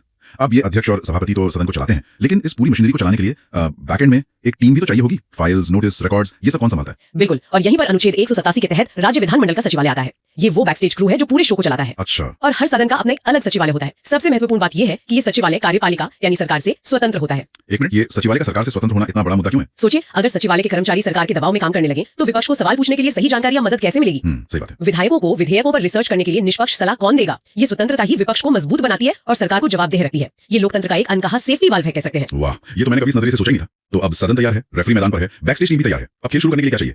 खिलाड़ी? हाँ, यानी सदस्य। और यहीं पर अनुच्छेद 189 की 2 बातें सामने आती हैं। क्या है वो? पहली, सदन में सारे फैसले बहुमत से होंगे, और दूसरी जो ज्यादा दिलचस्प है वो है कोरम यानी गणपूर्ति। कोरम स्व हिस्सा होता है। मतलब अगर विधायक नहीं आए तो सदन में छुट्टी। हाँ, एक तरह से हाँ। अगर कोरम पूरा नहीं है तो स्पीकर या चेयरमैन का यह कर्तव्य है कि वो या तो सदन की बैठक को स्थगित कर दे या तब तक घंटी बजाते रहें जब तक कोरम पूरा न हो जाए। अच्छा। इसके पीछे सोच ये है कि राज्य के लिए कानून बनाना एक बहुत गंभीर काम है और ये खाली कुर्सियों के सामने नहीं किया जा सकता। सही है, ये प्रक्रिया की वैधता को सुनिश्चित करता है। बिल्कुल। तो एक बार जब सदन में कोरम पूरा हो और सदस्य मौजूद हो तब असली काम शुरू होता है, यानी कानून बनाने का। और कानूनों में भी एक खास तरह का कानून होता है जिस पर सबकी नजर होती है, धन विधेयक। ये क्या होता है और इतना खास क्यों है? अनुच्छेद 199 धन विधेयक को परिभाषित करता है और अनुच्छेद 198 इसकी विशेष प्रक्रिया बताता है। जी। अगर सीधी भाषा में कहें तो धन विधेयक सरकार की तिजोरी से जुड़ा कोई भी मामला है, जैसे कोई नया टैक्स लगाना या हटाना, सरकार का उधार लेना या संचित निधि से पैसा निकालना। पैसे से जुड़ा हर मामला। हाँ, और संविधान से लेकर बहुत स्पष्ट है, पैसे का मामला है तो शक्ति उसी सदन के पास होगी जिसे जनता सीधे चुनती है, यानी विधानसभा। तो इसका मतलब ये हुआ कि विधान परिषद का इसमें कोई खास रोल नहीं होता? लगभग नहीं के बराबर। धन विधेयक सिर्फ विधानसभा में ही पेश किया जा सकता है। सिर्फ विधानसभा में? जी, वहां से पास होने के बाद ये विधान परिषद में जाता है, जिसके पास इसे सिर्फ 14 दिन रोकने का अधिकार है। बस 14 दिन? हाँ, वो सिफारिशें दे सकती है, लेकिन विधानसभा उन सिफारिशों को मानने के लिए बाध्य नहीं है। अगर 14 दिन में बिल वापस नहीं आया तो उसे दोनों सदनों से पास मान लिया जाता है। विधान परिषद इसे ना तो खारिज कर सकती है और ना ही इसमें कोई संशोधन कर सकती है। ये तो विधानसभा को बहुत ज्यादा शक्ति देता है। क्या साधारण विधेयकों के मामले में भी ऐसा ही है? 197 में बताया गया है विधान परिषद की भूमिका थोड़ी ज्यादा है पर फिर भी सीमित ही है। वो कैसे? वो किसी साधारण विधेयक को पहली बार में 3 महीने और विधानसभा के दोबारा पास करने पर 1 महीने के लिए रोक सकती है, कुल मिलाकर 4 महीने। लेकिन वो किसी कानून को अनिश्चित काल के लिए नहीं रोक सकती, अंत में चलेगी तो विधानसभा की ही। तो विधान परिषद का असल काम क्या है? बस विधेयकों में देरी करना? नहीं, इसका उद्देश्य देरी करना नहीं बल्कि विचार विमर्श करना है। विधान परिषद को बुजुर्गों का सदन भी कहते हैं, जहां अक्सर विशेषज्ञ और अनुभवी लोग होते हैं। उनसे उम्मीद की जाती है कि वो विधानसभा द्वारा जल्दबाजी में पास किए गए किसी बिल पर दोबारा सोच विचार करें, उसमें सुधार सुझाएं और एक स्वस्थ बहस को जन्म दें। वो एक स्पीड ब्रेकर की तरह काम करती है, रोड ब्लॉक की तरह नहीं। स्पीड ब्रेकर, रोड ब्लॉक नहीं, ये अच्छा उदाहरण है। चलिए अब वित्तीय मामलों पर वापस आते हैं। धन विधेयक तो एक हिस्सा हुआ, लेकिन सरकार के पूरे साल के खर्चे का क्या? जो बजट आता है उसका जिक्र संविधान में कहाँ है? इसका जिक्र है अनुच्छेद 202 में वार्षिक वित्तीय विवरण के नाम से। वार्षिक वित्तीय विवरण? जी, सीधी भाषा में कहें तो ये सरकार का सालाना हिसाब किताब है। संविधान कहता है कि सरकार को सदन को ये बताना ही पड़ेगा कि वो अगले साल कहां-कहां से पैसा कमाएगी यानी राजस्व, और कहां-कहां खर्च करेगी यानी व्यय। ये उनका संवैधानिक कर्तव्य है, कोई मेहरबानी नहीं। और इस बजट पर सदन में क्या होता है? सिर्फ पेश कर दिया किया जाता है? नहीं, बजट पेश होने के बाद विधायिका सरकार के एक एक खर्चे की जांच करती है। अलग अलग मंत्रालयों की अनुदान मांगों पर बहस होती है, कटौती प्रस्ताव लाए जाते हैं। कटौती प्रस्ताव? हाँ, ये वो मौका होता है जब विपक्ष सरकार की वित्तीय नीतियों को कटघरे में खड़ा कर सकता है। अगर सदन सरकार की किसी अनुदान मांग को गिरा दे तो इसे सरकार की हार माना जाता है और उसे इस्तीफा तक देना पड़ सकता है। बाप रे। जी, ये विधायिका का कार्यपालिका पर नियंत्रण का सबसे बड़ा हथियार है। ठीक है, तुम्हारी विधेयक का सदन से पास हो गया, बजट भी पास हो गया, क्या वो तुरंत कानून बन जाता है? नहीं, अभी एक आखिरी पड़ाव बाकी है और वो है राज्यपाल की सहमति। अच्छा। अनुच्छेद 201 में राज्यपाल की शक्तियों का जिक्र है, जिसे आम भाषा में हम वीटो शक्ति कहते हैं। जब कोई बिल राज्यपाल के पास आता है तो उनके पास 3-4 विकल्प होते हैं। जैसे? वो उस पर अपनी सहमति दे सकते हैं और बिल कानून बन जाता है। वो अपनी सहमति रोक सकते हैं तो बिल वहीं खत्म हो जाता है, या और ये सबसे महत्वपूर्ण है, वो बिल को राष्ट्रपति के विचार के लिए आरक्षित रख सकते हैं। राष्ट्रपति के लिए? जी। लेकिन कभी कभी ऐसा भी होता है कि सदन चल नहीं रहा होता और किसी कानून की तुरंत जरूरत पड़ जाती है, तब क्या होता है? उस आपात स्थिति के लिए संविधान ने राज्यपाल को अनुच्छेद 213 के तहत एक विशेष शक्ति दी है, अध्यादेश जारी करने की शक्ति। अध्यादेश? ऑर्डिनेंस। बिल्कुल। जब विधानमंडल सत्र में ना हो तो राज्यपाल कैबिनेट की सलाह पर एक अध्यादेश जारी कर सकते हैं, जिसका प्रभाव और शक्ति कानून के बराबर ही होती है। लेकिन ये एक अस्थायी व्यवस्था है। अस्थायी क्यों? क्योंकि जैसे ही सदन की बैठक दोबारा शुरू होती है, उस अध्यादेश को 6 हफ्तों के अंदर सदन से पास करवाना जरूरी होता है, वरना वो खत्म हो जाता है। लेकिन यहाँ एक सवाल उठता है, क्या इस शक्ति का दुरुपयोग नहीं होता? अक्सर सुनते हैं कि सरकारें सदन का सामना करने से बचने के लिए अध्यादेश का रास्ता अपनाती हैं। ये एक बहुत ही वैध चिंता है और इस पर अक्सर बहस होती है। सुप्रीम कोर्ट ने भी अपने कई फैसलों में कहा है कि अध्यादेश एक असाधारण शक्ति है, जिसका इस्तेमाल नियमित कानून बनाने के लिए नहीं किया जाना चाहिए। इसका उद्देश्य केवल आपातकालीन स्थितियों से निपटना है, न कि विधायी प्रक्रिया को दरकिनार करना। सही बात है। तो हमारा कानून बनके तैयार है, लेकिन अगर वो कानून किसी नागरिक के मौलिक अधिकारों का हनन करे तो, या संविधान के खिलाफ हो तो, तब आम आदमी कहाँ जाएगा? और यही हमारे सफर का तीसरा और आखिरी पड़ाव आता है, न्यायपालिका। न्यायपालिका? जी। अनुच्छेद 214 कहता है कि हर राज्य के लिए एक उच्च न्यायालय होगा। अनुच्छेद 216 उसके गठन की बात करता है। ये न्यायपालिका ही संविधान और नागरिकों के अधिकारों की असली संरक्षक है। मैंने एक शब्द सुना है, अभिलेख न्यायालय या कोर्ट ऑफ रिकॉर्ड। अनुच्छेद 215 में इसका जिक्र है। ये सुनने में बड़ा भारी भरकम लगता है, इसका असल मतलब क्या है? अभिलेख न्यायालय होने का मतलब है कि हाईकोर्ट के पास 2 खास शक्तियां हैं। पहली, उसका हर फैसला पत्थर की लकीर है। अच्छा। उसके फैसलों और कार्रवाई को रिकॉर्ड करके रखा जाता है और उन्हें निचली अदालतों में एक कानूनी मिसाल के तौर पर इस्तेमाल किया जाता है। उन पर सवाल नहीं उठाया जा सकता। और दूसरी शक्ति जो बहुत जरूरी है, वो है अपनी अवमानना के लिए सजा देने की शक्ति, कंटेम्प्ट ऑफ कोर्ट। जी, यानी अगर कोई व्यक्ति या संस्था कोर्ट के आदेश की जानबूझकर अनदेखी करे या कोर्ट की गरिमा को ठेस पहुंचाए तो कोर्ट उसे दंडित कर सकता है। ये शक्ति अदालत के अधिकार और सम्मान को बनाए रखने के लिए बेहद जरूरी है, ताकि उसके फैसले सिर्फ कागज पर न रह जाएं। बिल्कुल। और अब आते हैं उस अनुच्छेद पर जिसके बारे में शायद सबसे ज्यादा बात होती है, जो आम नागरिक को सबसे ज्यादा ताकत देता है, अनुच्छेद 226, रिट जारी करने की शक्ति। बिल्कुल, ये भारतीय संविधान द्वारा नागरिकों को दिए गए सबसे शक्तिशाली उपकरणों में से एक है। अनुच्छेद 226 के तहत हाईकोर्ट 5 तरह की रिट जारी कर सकता है: बंदी प्रत्यक्षीकरण, परमादेश, प्रतिषेध, उत्प्रेषण और अधिकार पृच्छा। क्या आप एक उदाहरण से समझा सकते हैं कि असल में काम कैसे करता है? मान लीजिए पुलिस किसी को बिना किसी ठोस वजह के हिरासत में ले लेती है। ये बहुत अच्छा उदाहरण है। ऐसी स्थिति में उस व्यक्ति का कोई रिश्तेदार या दोस्त बंदी प्रत्यक्षीकरण यानी हेबियस कॉर्पस की रिट के लिए हाईकोर्ट जा सकता है। Habeas corpus? जी, इसका शाब्दिक अर्थ है शरीर को प्रस्तुत करो। रिट जारी होने पर हाईकोर्ट पुलिस को आदेश देगा कि वो उस व्यक्ति को तुरंत अदालत के सामने पेश करे और बताए कि उसे किस कानून के तहत हिरासत में लिया गया है। और अगर पुलिस कोई ठोस वजह नहीं बता पाई तो कोर्ट उसे तुरंत रिहा करने का आदेश देगा। ये शक्ति राज्य की मनमानी पर एक बहुत मजबूत लगाम है। ये तो वाकई बहुत शक्तिशाली है। क्या ये सिर्फ मौलिक अधिकारों के लिए है? नहीं, और यही बात अनुच्छेद 226 को और भी खास बनाती है। अच्छा। सुप्रीम कोर्ट अनुच्छेद 32 के तहत केवल मौलिक अधिकारों के हनन पर रिट जारी कर सकता है, लेकिन हाई कोर्ट अनुच्छेद 226 के तहत मौलिक अधिकारों के साथ साथ किसी भी अन्य उद्देश्य के लिए भी रिट जारी कर सकता है। इसका दायरा बहुत ज्यादा व्यापक है। मतलब किसी भी तरह की कानूनी नाइंसाफी के लिए? जी, ये आम नागरिक के हाथ में एक ऐसा ब्रह्मास्त्र है जो उसे राज्य के खिलाफ खड़ा होने की हिम्मत और ताकत देता है। ये न्यायिक समीक्षा और नागरिक स्वतंत्रता की नींव है। अब अगला अनुच्छेद देखते हैं, अनुच्छेद 231। ये कहता है कि 2 या 2 से ज्यादा राज्यों के लिए एक ही हाईकोर्ट हो सकता है। ये सुनने में थोड़ा अजीब लगता है, क्योंकि हम तो यही सोचते हैं कि हर राज्य का अपना एक अलग हाईकोर्ट होता है। हाँ, पहली नजर में ये थोड़ा अलग जरूर लगता है, लेकिन असल में इससे पता चलता है कि हमारे संविधान बनाने वाले कितने प्रैक्टिकल थे।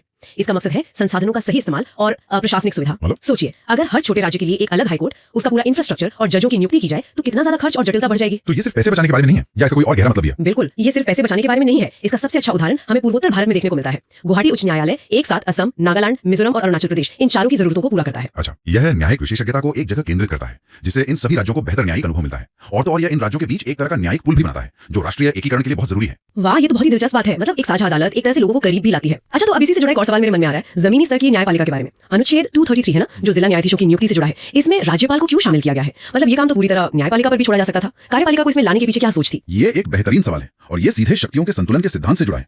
इसे ऐसे समझिए कि ये एक 2 चाबी वाला सेफ है। 2 चाबी वाला सेफ? जी, नियुक्ति का आदेश देने वाली एक चाबी कार्यपालिका यानी राज्यपाल के पास है, लेकिन दूसरी चाबी जो ये पक्का करती है कि सही और काबिल व्यक्ति चुना जाए, वो न्यायपालिका यानी उस राज्य के उच्च न्यायालय के पास है। 2 चाबी वाला सेफ, वाह, ये तो बढ़िया तरीका है इसे समझने का। मतलब दोनों के बिना ये नियुक्ति का ताला नहीं खुल सकता। बिल्कुल, राज्यपाल अपनी मर्जी से किसी को भी जिला जज नहीं बना सकते, उन्हें हाईकोर्ट से सलाह मशवरा करना ही होगा। यह प्रक्रिया सुनिश्चित करती है कि नियुक्तियां राजनीतिक पसंद नापसंद पर आधारित न हो, बल्कि न्यायिक योग्यता, अनुभव और ईमानदारी के आधार पर हो। यह न्यायपालिका की स्वतंत्रता को बनाए रखने के लिए बहुत मजबूत व्यवस्था है। तो हमने देखा कि न्यायपालिका की संरचना कैसी है। अब जरा देखते हैं कि खुद संविधान समय के साथ कैसे बदलता है। संविधान का भाग 7, जिसमें अनुच्छेद 238 था, अब वो पूरी तरह से हटा दिया गया है। इसकी क्या कहानी है? ये हमारे देश के राजनीतिक एकीकरण की कहानी का किस्सा है। जब 1950 में संविधान लागू हुआ तो भारत में राज्यों की 4 अलग अलग श्रेणियां थी, भाग क, ख, ग और ख। भाग 7 खास तौर पर भाग ख के राज्यों के प्रशासन से जुड़ा था, जो बड़ी बड़ी रियासतें हुआ करती थी। अच्छा। लेकिन फिर 1956 में राज्य पुनर्गठन अधिनियम आया, जिसने इस पूरी व्यवस्था को खत्म कर दिया और सिर्फ 2 श्रेणियां बनाई, राज्य और केंद्र शासित प्रदेश। तो 1956 के बाद इन भाग ख वाले राज्यों का कोई मतलब ही नहीं रह गया। जी हाँ, और जब वो राज्य ही नहीं रहे तो उनके प्रशासन से जुड़े कानूनों का भी कोई काम नहीं था। इसलिए 7वें संविधान संशोधन के जरिए इस पूरे भाग को ही संविधान से हटा दिया गया। एक तरह की संवैधानिक साफ सफाई हो गई। बिल्कुल, ये एक दिलचस्प संवैधानिक सामान्य ज्ञान का सवाल भी है। बहुत से लोग ये नहीं जानते कि संविधान का एक पूरा भाग अब मौजूद नहीं है।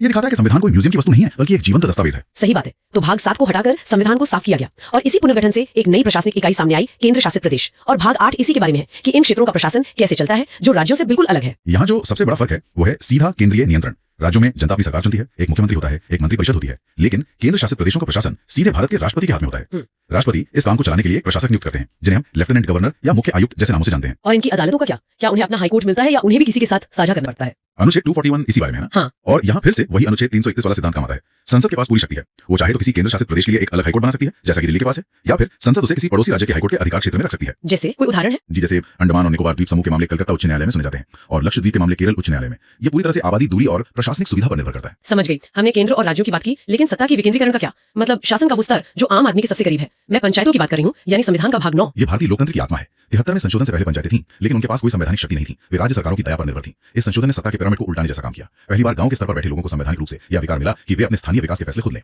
अपनी योजनाएं बनाएं और उन्हें लागू करें। और शहरों के लिए भी ऐसी ही कोई व्यवस्था है? जी बिल्कुल। जो काम 73 में संशोधन ने गांव के लिए किया, वही काम 74 में संशोधन ने शहरों के लिए किया, और संविधान में भाग 9 खा जोड़ा जो नगर पालिकाओं से संबंधित है। अच्छा, तो अब हमारे पास ग्रामीण और शहरी दोनों स्थानीय सरकारों के लिए एक मजबूत संवैधानिक ढांचा है। ये सुनिश्चित करता है कि लोकतंत्र सिर्फ दिल्ली या राज्यों की राजधानियों तक सीमित न रहे, बल्कि हर गांव और हर मोहल्ले तक पहुंचे। ये तो हुई आम क्षेत्रों की बात, लेकिन अनुच्छेद 244 अनुसूचित और जनजातीय क्षेत्रों के लिए विशेष प्रावधानों की बात करता है। ये एक देश एक कानून के विचार से थोड़ा अलग नहीं लगता? ये एक आकार सब पर फिट नहीं होता वाले सिद्धांत को मान्यता देता है।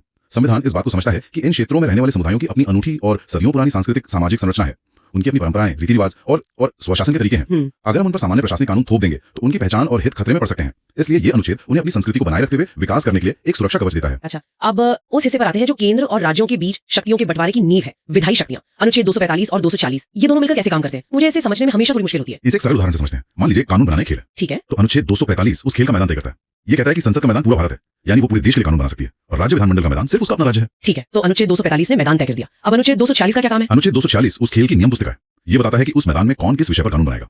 इसके लिए संविधान की 7वीं अनुसूची में 3 सूचियां दी गई हैं। संघ सूची, जिसमें रक्षा, विदेश, रेलवे जैसे राष्ट्रीय महत्व के विषय हैं, जिन पर सिर्फ संसद कानून बना सकती है। फिर है राज्य सूची, जिसमें पुलिस, कृषि, स्वास्थ्य जैसे स्थानीय महत्व के विषय हैं, जिन पर राज्य सरकार कानून बनाती है। और एक तीसरी है समवर्ती सूची। जी, समवर्ती सूची, जिसमें केंद्र और राज्य दोनों कानून बना सकते हैं। बिल्कुल। इसमें शिक्षा, वन, विवाह जैसे विषय है, और अगर किसी विषय पर दोनों कानून बना दें और उनमें टकराव हो तो संसद का कानून मान्य होगा। ये शक्तियों का एक बहुत ही साफ और व्यवस्थित बंटवारा है। लेकिन फिर जीएसटी आया और उसने इस बंटवारे को एक नई दिशा दे दी। इसके लिए एक बिल्कुल नया अनुच्छेद 246A क्यों जोड़ना पड़ा? क्योंकि जीएसटी अपने आप में एक अनोखा टैक्स है। यह एक राष्ट्र एक कर के विचार पर आधारित है। इससे पहले टैक्स लगाने की शक्ति केंद्र और राज्यों के बीच बहुत सख्ती से बटी हुई थी। जीएसटी को लागू करने के लिए एक ऐसी व्यवस्था की जरूरत थी जहां केंद्र और राज्य दोनों को एक ही चीज पर एक ही समय में टैक्स लगाने का अधिकार हो, जो पुरानी सूचियों में संभव नहीं था। बिल्कुल। इसलिए अनुच्छेद 246A को जोड़कर संसद और राज्यों दोनों को जीएसटी पर कानून बनाने की समवर्ती शक्ति दी गई। तो ये सिर्फ एक टैक्स सुधार नहीं था, ये एक बड़ा संवैधानिक बदलाव भी था। हाँ, और ये सहकारी संघवाद का सबसे बड़ा प्रैक्टिकल टेस्ट है। जीएसटी काउंसिल, जहां केंद्र और सभी राज्य मिलकर टैक्स की दरों पर फैसले लेते हैं, ये दिखाता है कि अनुच्छेद 246A ने भारत में केंद्र राज्य संबंधों का एक नया अध्याय शुरू किया है। यहाँ एक और दिलचस्प बात है, अनुच्छेद 248 अवशिष्ट विधायी शक्तियों की बात करता है। ये क्या है? अवशिष्ट शक्तियां मतलब वे विषय जो तीनों सूचियों में से किसी में भी नहीं लिखे हैं। संविधान बनाने वाले जानते थे कि भविष्य में ऐसे विषय आ सकते हैं जिनकी वे आज कल्पना भी नहीं कर सकते। जैसे 50 के दशक में किसने सोचा था कि साइबर क्राइम, डेटा प्राइवेसी या अंतरिक्ष पर्यटन जैसे विषय होंगे? सही बात है। तो सवाल था कि इन नए विषयों पर कानून कौन बनाएगा? अरे ये तो मैंने सोचा ही नहीं था। तो कल को अगर भारत मंगल ग्रह पर कॉलोनी बनाता है तो उस पर कानून बनाने का अधिकार सीधे संसद को मिलेगा, किसी राज्य को नहीं। ये तो भविष्य के लिए बहुत बड़ा अधिकार है। आपने बिल्कुल सही समझा। अनुच्छेद 248 कहता है कि ऐसे किसी भी बचे हुए या नए विषय पर कानून बनाने की शक्ति सिर्फ और सिर्फ संसद के पास होगी। यह भारत के संघीय ढांचे के बारे में एक बहुत बड़ी बात कहता है। अमेरिका या ऑस्ट्रेलिया जैसे देशों में जो शक्तियां लिखी नहीं है वे राज्यों को मिलती हैं, लेकिन हमारे संविधान निर्माताओं ने देश की एकता और अखंडता को देखते हुए एक मजबूत केंद्र को प्राथमिकता दी, और इसी मजबूत केंद्र की झलक हमें अनुच्छेद 249 में भी दिखती है। यह संसद को राष्ट्रीय हित में राज्य सूची के विषय पर कानून बनाने की शक्ति देता है। यह तो सीधे सीधे संघीय सिद्धांत पर एक तरह का हमला लगता है। पहली नजर में ऐसा लग सकता है, लेकिन इसमें एक बहुत बड़ा सुरक्षा उपाय है। यह एक असाधारण प्रावधान है जिसका इस्तेमाल रोज रोज नहीं हो सकता। संसद अपनी मर्जी से ऐसा नहीं कर सकती। तो फिर ये कैसे होता है? क्या कोई शर्त है? हाँ, और शर्त बहुत सख्त है। ऐसा करने के लिए पहले राज्यसभा को, जिसे राज्यों की परिषद भी कहा जाता है, अपने उपस्थित और मतदान करने वाले सदस्यों के कम से कम 2/3 बहुमत से एक प्रस्ताव पारित करना होता है। 2/3 बहुमत से? जी। इस प्रस्ताव में यह घोषित करना होता है कि राष्ट्रीय हित में यह जरूरी है कि संसद राज्य सूची के किसी विषय पर कानून बनाए। लेकिन इसका दुरुपयोग नहीं हो सकता? क्या केंद्र में बैठी कोई सरकार राष्ट्रीय हित की आड़ में किसी विपक्षी राज्य सरकार के अधिकार क्षेत्र में दखल नहीं दे सकती? ये एक जायज चिंता है, और इसी के लिए राज्यसभा वाला सेफ्टी वॉल्व लगाया गया है। राज्यसभा में सभी राज्यों के प्रतिनिधि होते हैं। वहां 2/3 बहुमत जुटाना, खासकर जब देश में अलग अलग पार्टियों की सरकारें हों, बहुत मुश्किल होता है। यह सुनिश्चित करता है कि यह शक्ति किसी एक दल के राजनीतिक फायदे के लिए इस्तेमाल ना हो, बल्कि तभी इस्तेमाल हो जब वाकई में व्यापक राष्ट्रीय सहमति हो। यह दिखाता है कि हमारा संविधान कठोर संघवाद की बजाय सहयोग और राष्ट्रीय हित को प्राथमिकता देता है, लेकिन केवल एक सख्त संवैधानिक प्रक्रिया के तहत। चलिए अब अगला अनुच्छेद देखते हैं, अनुच्छेद 250। मान लीजिए देश पर कोई बड़ा संकट आ गया है, राष्ट्रीय आपातकाल की घोषणा हो गई है, ऐसे में क्या होगा? देखिए, ऐसी ही स्थितियों के लिए हमारे संविधान निर्माताओं ने पहले से सोचा था, और यहीं पर अनुच्छेद 250 सामने आता है। एक तरह का इमरजेंसी बटन। हाँ, कह सकते हैं। ये संसद को एक असाधारण शक्ति देता है। सामान्य समय में तो संसद सिर्फ संघ सूची पर कानून बनाती है, या समवर्ती सूची पर। जी, लेकिन आपातकाल के दौरान अनुच्छेद 250 उसे राज्य सूची के विषयों पर भी कानून बनाने का अधिकार दे देता है। अच्छा। इसका मकसद साफ है, राष्ट्रीय संकट के समय पूरे देश में एक जैसी नीति लागू हो सके। लेकिन यहाँ एक सवाल उठता है। मान लीजिए संसद ने कानून बनाया और उसी विषय पर राज्य का अपना कानून पहले से है, तब क्या होगा? टकराव की स्थिति में ये बहुत वाजिब सवाल है और यहीं पर अनुच्छेद 251 तस्वीर को साफ करता है। वो कहता है कि अगर केंद्र के बनाए कानून और राज्य के कानून में कोई असंगति है तो केंद्र का कानून ही माना जाएगा। बिल्कुल, राज्य का कानून उस हद तक बेअसर हो जाएगा। सीधा सीधा कहें तो चलेगी केंद्र की ही। ठीक है, लेकिन ये तो टकराव की बात हुई।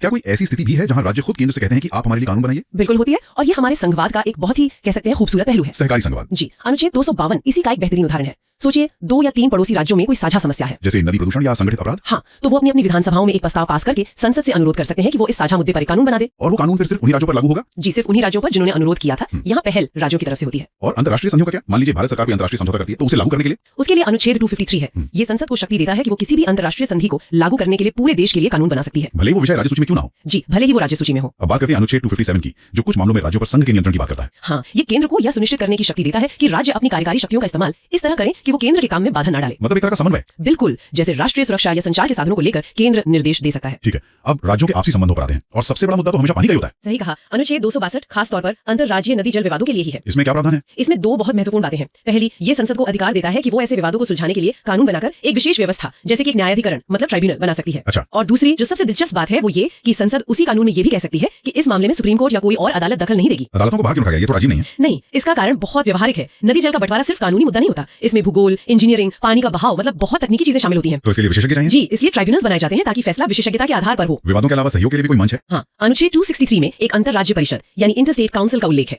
ये एक सलाहकार निकाय है जो केंद्र और राज्यों के बीच और राज्यों के आपस में बेहतर समन्वय के लिए काम करता है। चलिए अब बात करते हैं पैसे की, देश की अर्थव्यवस्था से जुड़े कुछ अनुच्छेदों की।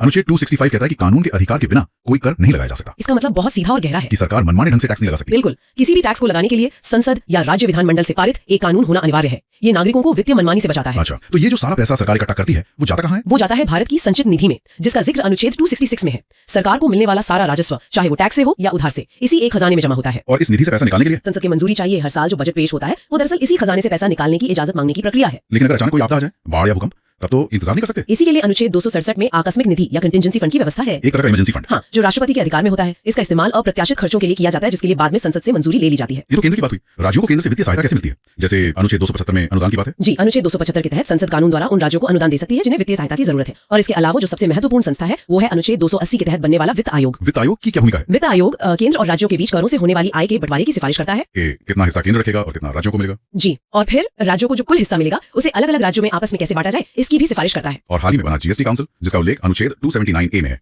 ये एक संवैधानिक निकाय है जो वस्तु एवं सेवा कर यानी जीएसटी से संबंधित मुद्दों पर केंद्र और राज्यों को सिफारिशें देता है। सैद्धांतिक रूप से यह सहयोग का एक बेहतरीन मॉडल है, लेकिन व्यवहार में कई बार टकराव भी होता है। हाँ, होता है। यह सहयोग और टकराव दोनों का एक जीवंत मंच है। आखिर में सरकार उधार कैसे लेती है? अनुच्छेद 292 भारत सरकार को उधार लेने की शक्ति देता है और अनुच्छेद 293 राज्यों को अधिकार देता है, लेकिन कुछ शर्तों के साथ। शर्तें? हाँ, जैसे कि अगर किसी राज्य पर केंद्र का कोई पुराना कर्ज बकाया है तो वो केंद्र की सहमति के बिना कोई नया कर्ज नहीं ले सकता। चलिए आप कुछ और विविध लेकिन महत्वपूर्ण अनुच्छेदों पर आते हैं। अनुच्छेद 300A यानी संपत्ति का अधिकार। ये जानना बहुत दिलचस्प है कि ये पहले एक मौलिक अधिकार था। हाँ, लेकिन अब नहीं। जी, अब ये सिर्फ एक कानूनी या संवैधानिक अधिकार है। इसका मतलब है कि सरकार कानून के अधिकार के बिना आपकी संपत्ति नहीं ले सकती। और अगला है अनुच्छेद 301 जो व्यापार, वाणिज्य और समागम की स्वतंत्रता की गारंटी देता है। यह अनुच्छेद सुनिश्चित करता है कि पूरे भारत में माल और सेवाओं का आवागमन बिना किसी बाधा के हो सके, ताकि देश एक एकीकृत बाजार बन सके। बिल्कुल। अब आते हैं देश के प्रशासनिक ढांचे की रीढ़ पर यानी लोक सेवाओं पर। अनुच्छेद 312 में अखिल भारतीय सेवाओं का उल्लेख है। इसके तहत भारतीय प्रशासनिक सेवा IAS, भारतीय पुलिस सेवा IPS जैसी सेवाओं का गठन किया जाता है। ये सेवाएं अनोखी हैं, इनकी भर्ती केंद्र करता है, लेकिन ये अधिकारी राज्यों में काम करते हैं। मतलब इन पर दोहरा नियंत्रण होता है। एक तरह से हाँ, तात्कालिक नियंत्रण राज्य का, लेकिन अंतिम नियंत्रण केंद्र सरकार का रहता है। और इन सेवाओं के लिए भर्ती कौन करता है? यहाँ अनुच्छेद 315 की भूमिका आती है ना? जी, अनुच्छेद 315 संघ के लिए संघ लोक सेवा आयोग UPSC और हर राज्य के लिए एक राज्य लोक सेवा आयोग के गठन का प्रावधान करता है, ताकि भर्ती निष्पक्ष हो। हाँ, ये स्वतंत्र संवैधानिक निकाय है ताकि भर्ती प्रक्रिया में कोई राजनीतिक दखलंदाजी न हो। और अनुच्छेद 323A जो प्रशासनिक अधिकरण यानी एडमिनिस्ट्रेटिव ट्रिब्यूनल्स के बारे में है। ये विशेष अदालतें होती हैं। किस लिए? इनका गठन सरकारी कर्मचारियों की सेवा शर्तों से संबंधित विवादों को सुलझाने के लिए किया जाता है ताकि सामान्य अदालतों पर काम का बोझ कम हो सके। अच्छा, तो अब अगला अनुच्छेद देखते हैं, अनुच्छेद 324। ये चुनाव आयोग से संबंधित है। इसमें चुनावों के अधीक्षण, निर्देशन और नियंत्रण के लिए एक आयोग की स्थापना का उल्लेख है। पर ये सुनने में जितना सीधा लगता है असल में ये उतना ही गहरा है। बिल्कुल, ये सिर्फ एक आयोग की स्थापना नहीं है। आप इसे ऐसे देखिए कि ये लोकतंत्र के खेल के लिए एक अंपायर बना रहा है। अंपायर? हाँ, सोचिए राजनीति एक बहुत ही प्रतिस्पर्धी खेल है। अगर इस खेल का रेफरी यानी अंपायर खुद सरकार के कंट्रोल में हो, जो कि एक टीम है, तो क्या वो खेल कभी निष्पक्ष हो सकता है? नहीं, कभी नहीं। बस संविधान बनाने वालों ने इस खतरे को बहुत पहले ही समझ लिया था। इसलिए उन्होंने अनुच्छेद 324 के तहत चुनाव आयोग को जबरदस्त स्वायत्तता दी ताकि वो सरकार के दबाव से पूरी तरह आजाद होकर काम कर सके।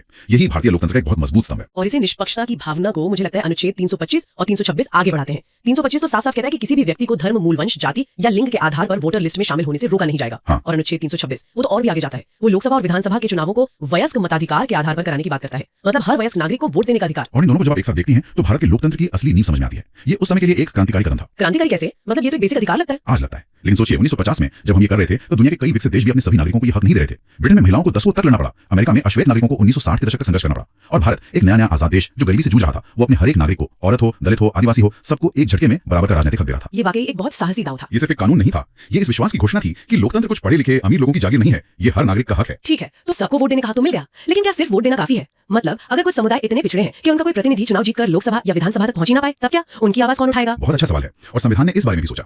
इसी सोच का नतीजा है अनुच्छेद 330 और 332, आरक्षण वाले प्रावधान। जी, संविधान निर्माताओं को पता था कि हजारों साल के सामाजिक भेदभाव के कारण अनुसूचित जातियों और जनजातियों के लिए सामान्य सीटों से जीत कराना लगभग नामुमकिन होगा। इसलिए उनकी आवाज को सुनिश्चित करने के लिए लोकसभा में अनुच्छेद 330 के तहत और राज्यों की विधानसभाओं में अनुच्छेद 332 के तहत सीटें आरक्षित की गई, ताकि उनकी भी भागीदारी ही नहीं बल्कि नीति निर्माण की मेज पर एक स्थायी कुर्सी देना इसका मकसद था। इसी में आंग्ल भारतीय समुदाय के लिए भी तो प्रावधान थे, अनुच्छेद 331 और 333। हाँ, वो प्रावधान थे, लेकिन यहाँ पर अनुच्छेद 334 बहुत दिलचस्प हो जाता है। यह इन सभी आरक्षणों पर एक समय सीमा लगाता है, एक टाइम लिमिट। अच्छा, मूल संविधान में यह सिर्फ 10 साल के लिए था। सोच ये थी कि 10 साल में समाज में बराबरी आ जाएगी, पर ऐसा हुआ नहीं। जमीनी हकीकत अलग थी, इसीलिए इस अवधि को संसद लगातार संशोधनों के जरिए बढ़ाती रही है। हालांकि 2020 में 104वें संशोधन के बाद आंग्ल भारतीय समुदाय के मनोनयन वाले प्रावधान को आगे नहीं बढ़ाया गया। तो ये दिखाता है कि संविधान भी समय के साथ बदलता है। बिल्कुल, ये एक जीवंत दस्तावेज है, पत्थर की लकीर नहीं। चुनाव प्रक्रिया से जुड़ा एक और महत्वपूर्ण अनुच्छेद है 329, जो चुनावी मामलों में अदालतों के हस्तक्षेप पर रोक लगाता है। ये थोड़ा अजीब नहीं है? अगर चुनाव में गड़बड़ हो तो अदालत का दरवाजा बंद क्यों? किसी रुकावट के पूरा होना चाहिए। सोचिए अगर हर छोटी मोटी बात पर चुनाव प्रक्रिया कोर्ट में जाकर रुकने लगे तो नतीजे कभी आएंगे ही नहीं। देश में एक राजनीतिक अनिश्चितता बनी रहेगी। बिल्कुल, इसका यह मतलब नहीं कि गड़बड़ियों को चुनौती नहीं दे सकते हैं, लेकिन प्रक्रिया पूरी होने के बाद चुनाव याचिका के जरिए, बीच प्रक्रिया में नहीं। समझ गई। तो ये तो हुई प्रतिनिधित्व की बात, पर जमीन पर इन वर्गों के अधिकारों की रक्षा कौन करेगा? क्या संविधान ने इसके लिए भी कोई वॉचडॉग बनाया है? हाँ, बिल्कुल बनाया है, और यहीं पर अनुच्छेद 338 और उसके बाद के प्रावधान आते हैं। राष्ट्रीय आयोग अनुच्छेद 338 अनुसूचित जातियों यानी SC के लिए एक राष्ट्रीय आयोग बनाता है। और ये सिर्फ एक सलाहकार संस्था नहीं है ना? नहीं, बिल्कुल नहीं। इसके पास एक सिविल कोड की शक्तियां होती हैं, मतलब ये किसी को भी समन जारी कर सकता है, किसी भी दस्तावेज की मांग कर सकता है और शिकायतों की जांच कर सकता है। ये इन समुदायों के लिए एक संवैधानिक ढाल है। और बाद में इसी तर्ज पर और भी आयोग जोड़े गए, ST और OBC के लिए भी। जी हाँ, और ये दिखाता है कि हमारा संविधान कैसे सीखता और विकसित होता है। पहले SC और ST के लिए एक ही आयोग था, पर 89वें संशोधन से ये महसूस किया गया कि जनजातीय समुदायों के मुद्दे, उनकी संस्कृति, उनकी जरूरतें बिल्कुल अलग हैं। तो उनके लिए एक अलग आयोग बनाया गया। हाँ, अनुच्छेद 338A के तहत, और फिर 102वें संशोधन से अन्य पिछड़ा वर्गों के हितों की रक्षा के लिए अनुच्छेद 338B के तहत एक संवैधानिक आयोग बना। ये हर वर्ग की विशिष्ट जरूरतों को पहचानने का बेहतरीन उदाहरण है। चलिए अब एक बहुत ही संवेदनशील मुद्दे पर आते हैं, भाषा। सैकड़ों भाषाएं, हजारों बोलियां। आजादी के बाद ये तय करना तो बहुत मुश्किल रहा होगा कि देश का कामकाज किस भाषा में होगा। ये संविधान सभा की सबसे मुश्किल और भावनात्मक बहसों में से एक थी। अनुच्छेद 343 कहता है कि संघ की राजभाषा हिंदी होगी और लिपि देवनागरी होगी। राजभाषा राष्ट्रभाषा नहीं। बिल्कुल, ये शब्द बहुत महत्वपूर्ण है। बहुत लंबी बहस के बाद ये सहमति बनी कि किसी एक भाषा को राष्ट्रभाषा का दर्जा देकर दूसरी भाषाओं पर थोपा नहीं जाएगा। राजभाषा का मतलब है सरकारी कामकाज की भाषा। संविधान ने भारत की भाषाई विविधता का सम्मान किया। तो केंद्र के लिए हिंदी हो गई, पर राज्यों का क्या उन पर भी लागू हुई? नहीं, बिल्कुल नहीं। यहीं पर संविधान का संतुलनकारी चरित्र दिखता है। अनुच्छेद 345 राज्यों को ये पूरी आजादी देता है कि वे अपने राज्य की एक या एक से ज्यादा भाषाओं को अपनी राजभाषा चुन सकते हैं। इसीलिए तमिलनाडु में तमिल और पश्चिम बंगाल में बांग्ला राजभाषा है। सही कहा, ये भाषाई संवाद का एक शानदार उदाहरण है। लेकिन एक जगह है जहां ये नियम लागू नहीं होता, अदालतें। अनुच्छेद 348 कहता है कि सुप्रीम कोर्ट और सभी हाई कोर्ट्स में कामकाज की भाषा अंग्रेजी होगी। ऐसा क्यों? इसके पीछे एक बहुत मजबूत व्यवहारिक तर्क है। देखिए, भारत में कानून की एक एकीकृत व्यवस्था है। एक हाईकोर्ट का फैसला दूसरे हाईकोर्ट में नजीर यानी प्रेसिडेंट के तौर पर इस्तेमाल होता है। अच्छा। अब अगर हर हाईकोर्ट अपनी स्थानीय भाषा में फैसले लिखने लगे तो पूरे देश के वकीलों और जजों के लिए उन्हें समझना और लागू करना लगभग नामुमकिन हो जाएगा। कानूनी व्याख्या में भ्रम फैल जाएगा। इसलिए न्यायिक स्पष्टता और एकरूपता बनाए रखने के लिए अंग्रेजी को जारी रखा गया। संविधान ने भाषा को लेकर एक और बहुत खूबसूरत संतुलन बनाया है। एक तरफ अनुच्छेद 350 का है जो मातृभाषा में प्राथमिक शिक्षा की बात करता है, और दूसरी तरफ अनुच्छेद 351 जो हिंदी के विकास की बात करता है। ये दोनों एक दूसरे के खिलाफ नहीं है। नहीं, ये एक ही सिक्के के दो पहलू हैं। ये संविधान की बुद्धिमत्ता है। अनुच्छेद 350 का बच्चे की जड़ों को मजबूत करता है, कहता है कि शुरुआती शिक्षा उसकी अपनी भाषा में हो। वहीं अनुच्छेद 351 हिंदी को एक संपर्क भाषा के रूप में विकसित करने की बात करता है, लेकिन थोपकर नहीं। अच्छा, थोपकर नहीं। हाँ, वो कहता है कि हिंदी को भारत की मिलीजुली संस्कृति के सभी तत्वों को आत्मसात करके समृद्ध होना चाहिए। तो एक तरफ मातृभाषाओं का संरक्षण और दूसरी तरफ एक साझा पुल बनाने की कोशिश। तो संविधान लोकतंत्र की जटिल मशीनरी खड़ी करता है, लेकिन क्या होता है जब ये मशीनरी ही किसी खतरे में पड़ जाए? क्या संविधान के पास कोई इमरजेंसी बटन भी है? हाँ, और ये संविधान के सबसे शक्तिशाली और कह सकते हैं विवादास्पद प्रावधान है, आपातकालीन प्रावधान।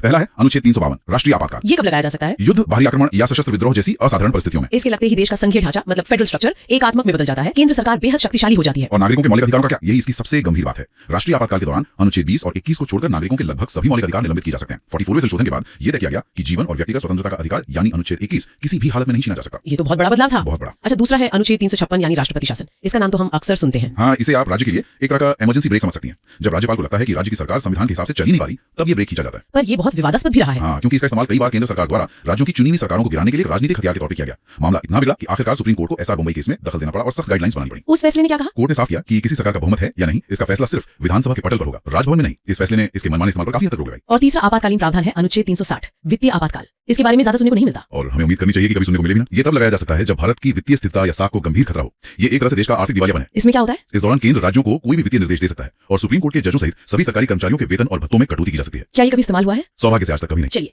तो अनुच्छेद 364 ये है महापत्तनों और विमान क्षेत्रों के बारे में, मतलब बड़े बंदरगाह और हवाई अड्डे। पहली नजर में थोड़ा अजीब लगता है, मतलब देश की सबसे बड़ी कानूनी किताब में पोर्ट्स और एयरपोर्ट्स पर एक पूरा अनुच्छेद क्यों? हाँ, आपका सवाल एक तरह से इसकी अहमियत बताता है। अच्छा। हाँ, ये जगह सिर्फ ट्रांसपोर्ट के हब नहीं है, ये देश की अर्थव्यवस्था और सुरक्षा की जीवन रेखाएं हैं। संविधान बनाने वाले ये बात बहुत अच्छे से समझते थे। सोचिए, सारा अंतरराष्ट्रीय व्यापार, इंपोर्ट एक्सपोर्ट, सामरिक महत्व की आवाजाही सब इन्हीं रास्तों से होती है। अच्छा, तो ये सिर्फ इंफ्रास्ट्रक्चर का मामला नहीं है, ये राष्ट्रीय संप्रभुता से भी जुड़ा है। पर ये अनुच्छेद करता क्या है असल में? देखिए, ये अनुच्छेद राष्ट्रपति को एक बहुत ही असाधारण शक्ति देता है। वो एक सार्वजनिक सूचना जारी करके ये कह सकते हैं कि संसद या किसी राज्य का बनाया कोई भी कानून इन बड़े बंदरगाहों या हवाई अड्डों पर लागू नहीं होगा। क्या? हाँ, या तो लागू नहीं होगा या फिर कुछ बदलावों के साथ लागू होगा। अरे वाह, ये तो बहुत बड़ी शक्ति है। मतलब केंद्र सरकार एक तरह से राज्य के कानूनों को इन जगहों पर बेअसर कर सकती है। इसका कोई आज के जमाने का उदाहरण सोच सकते हैं कि ये क्यों जरूरी हो सकता है? बिल्कुल। मान लीजिए कोई तटीय राज्य है और वहां की सरकार कुछ स्थानीय राजनीतिक कारणों से देश के सबसे बड़े बंदरगाह पर एक नया लोकल टैक्स लगा देती है। अब वो टैक्स ऐसा है जो देश की पूरी विदेश व्यापार नीति को प्रभावित कर सकता है। ऐसी स्थिति में ये अनुच्छेद एक सेफ्टी वॉल्व की तरह काम करता है। समझ गए। राष्ट्रपति तुरंत दखल देकर उस राज्य के कानून को उस स्पॉट पर लागू होने से रोक सकते हैं ताकि पूरे देश का हित सुरक्षित रहे। तो ये राष्ट्रीय अर्थव्यवस्था को स्थानीय राजनीति के उतार चढ़ाव से बचाने का एक संवैधानिक उपकरण है। ये वाकई दिलचस्प है। अब अगला अनुच्छेद देखते हैं, अनुच्छेद 366 यानी परिभाषाएं। ये तो किसी किताब के आखिर में दी गई शब्दावली जैसा लगता है। गुमनाम हीरो कह सकते हैं आप इसे। गुमनाम हीरो, हाँ बिल्कुल सही शब्द है। ऊपर से दिखने पर ये एक डिक्शनरी जैसा थोड़ा सूखा लग सकता है। इसमें करीब 30 अलग अलग शब्दों और वाक्यांशों को परिभाषित किया गया है, पर इसके बिना हमारा पूरा संवैधानिक ढांचा वो अस्पष्टता और कानूनी लड़ाइयों के दलदल में फंस सकता है। मैं पूरी तरह समझी नहीं। मतलब टैक्स या राज्य जैसे शब्दों का मतलब तो हम सब जानते ही हैं, है ना? हम आम बोलचाल में जानते हैं, लेकिन कानून की दुनिया में जानने से काम नहीं चलता। वहाँ हर चीज परिभाषित होनी चाहिए। अच्छा, अगर परिभाषा ही नहीं होती तो वो प्रावधान लागू कैसे होता? सही बात है। या फिर शासक यानी रूलर की परिभाषा देखिए, इन परिभाषाओं के बिना वो सारे प्रावधान बस कागज पर रह जाते। तो क्या इसका ये मतलब है कि अगर आज संसद कोई नया कानून बनाती है और उसमें कॉर्पोरेशन टैक्स जैसा कोई शब्द इस्तेमाल होता है तो उसका मतलब अपने आप वही हो जाएगा जो अनुच्छेद 366 में लिखा है? बिल्कुल ठीक, जब तक कि उस नए कानून में उसे अलग से न बताया गया हो। ये अनुच्छेद एक बेसलाइन तय करता है। ये पक्का करता है कि जब एक जज, एक वकील, एक संसद और एक आम नागरिक संविधान पढ़ रहा हो तो वे सब अनुसूचित जातियां या रेलवे जैसे शब्दों का एक ही मतलब समझे। वाह, मतलब संविधान का अपना एक इनबिल्ट डिक्शनरी है जो पूरे कानूनी ढांचे को बिखरने से बचाता है।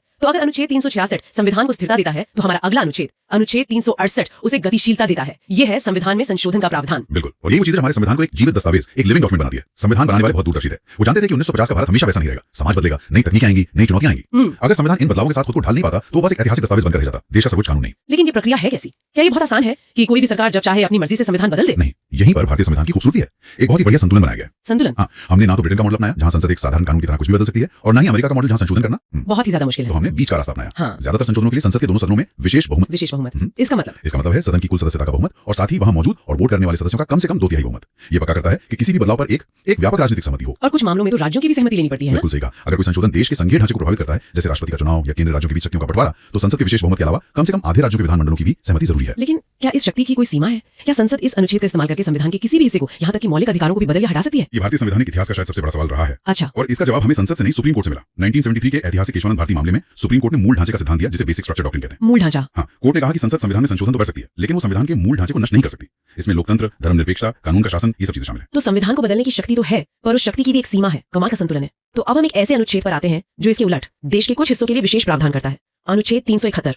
इस लिस्ट में महाराष्ट्र, गुजरात से लेकर नागालैंड, असम, मणिपुर और कर्नाटक तक कई राज्य शामिल हैं। ये थोड़ा विरोधाभासी नहीं लगता? एक तरफ एक राष्ट्र की बात और दूसरी तरफ कुछ राज्यों को विशेष दर्जा। ये सवाल बहुत स्वाभाविक है और इसका जवाब इस सोच में छिपा है कि एकता का मतलब एक रूपता नहीं होता। अनुच्छेद 371 one size doesn't fit all वाली सोच का सबसे बड़ा संवैधानिक सबूत है। भारत एक अविश्वसनीय रूप से विविध देश है। हर इलाके का अपना इतिहास है, अपनी संस्कृति है, अपनी चुनौतियां हैं। ये तो है। संविधान निर्माता इस जमीनी हकीकत को न सिर्फ पहचानते थे बल्कि उसका सम्मान भी करते थे। लेकिन क्या इन विशेष प्रावधानों से कभी कभी राष्ट्रीय एकता में कोई बाधा नहीं आती? क्या इससे ये भावना नहीं बढ़ती कि हम अलग हैं? ये एक जायज चिंता है, पर अनुच्छेद 371 को अगर ध्यान से देखें तो ये अलगाव के लिए नहीं बल्कि समायोजन के लिए, मतलब अकोमोडेशन के लिए बनाया गया है। जैसे अनुच्छेद 371 नागालैंड के लोगों की धार्मिक और सामाजिक प्रथाओं, उनके पारंपरिक कानूनों और उनकी जमीन पर उनके अधिकारों की रक्षा करता है। अच्छा, ये प्रावधान इसलिए किया गया ताकि दशकों से चली आ रही नागा समस्या का एक शांतिपूर्ण हल निकल सके और उनका भारत में विश्वास बना रहे। और दूसरे राज्यों के लिए जो प्रावधान है, क्या वो भी सांस्कृतिक पहचान से जुड़े हैं? हमेशा नहीं। जैसे महाराष्ट्र और गुजरात के लिए जो प्रावधान है वो विदर्भ और सौराष्ट्र जैसे पिछड़े इलाकों के लिए अलग विकास बोर्ड बनाने की बात करते हैं ताकि वहां विकास पर ज्यादा ध्यान दिया जा सके। इसी तरह अनुच्छेद 371 हैदराबाद कर्नाटक क्षेत्र के पिछड़ेपन को दूर करने और वहां के लोगों को सरकारी नौकरियों और शिक्षा में आरक्षण देता है। तो मतलब कुछ प्रावधान सांस्कृतिक पहचान के लिए है और कुछ क्षेत्रीय असमानताओं को दूर करने के लिए। बिल्कुल, ये किसी को विशेष महसूस कराने के लिए नहीं बल्कि उनकी विशेष जरूरतों को पूरा करने का एक तरीका है। ये देश को एक साथ जोड़े रखने का एक बहुत ही व्यवहारिक तरीका लगता है। हाँ, ये दिखाता है कि हमारा संविधान कितना लचीला और परिपक्व है।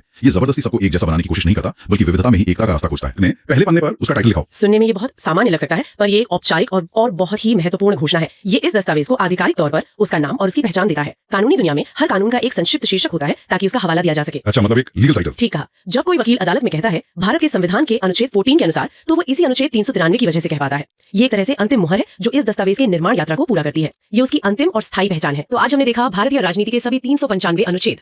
उम्मीद है ये वीडियो आपको पसंद आया होगा, तो वीडियो को लाइक एंड शेयर करें। ऐसे ही और इंटरेस्टिंग वीडियो देखने के लिए द स्टडी जोन को सब्सक्राइब जरूर करें। बहुत जल्द मिलते हैं एक और मास्टर वीडियो के साथ। नमस्ते।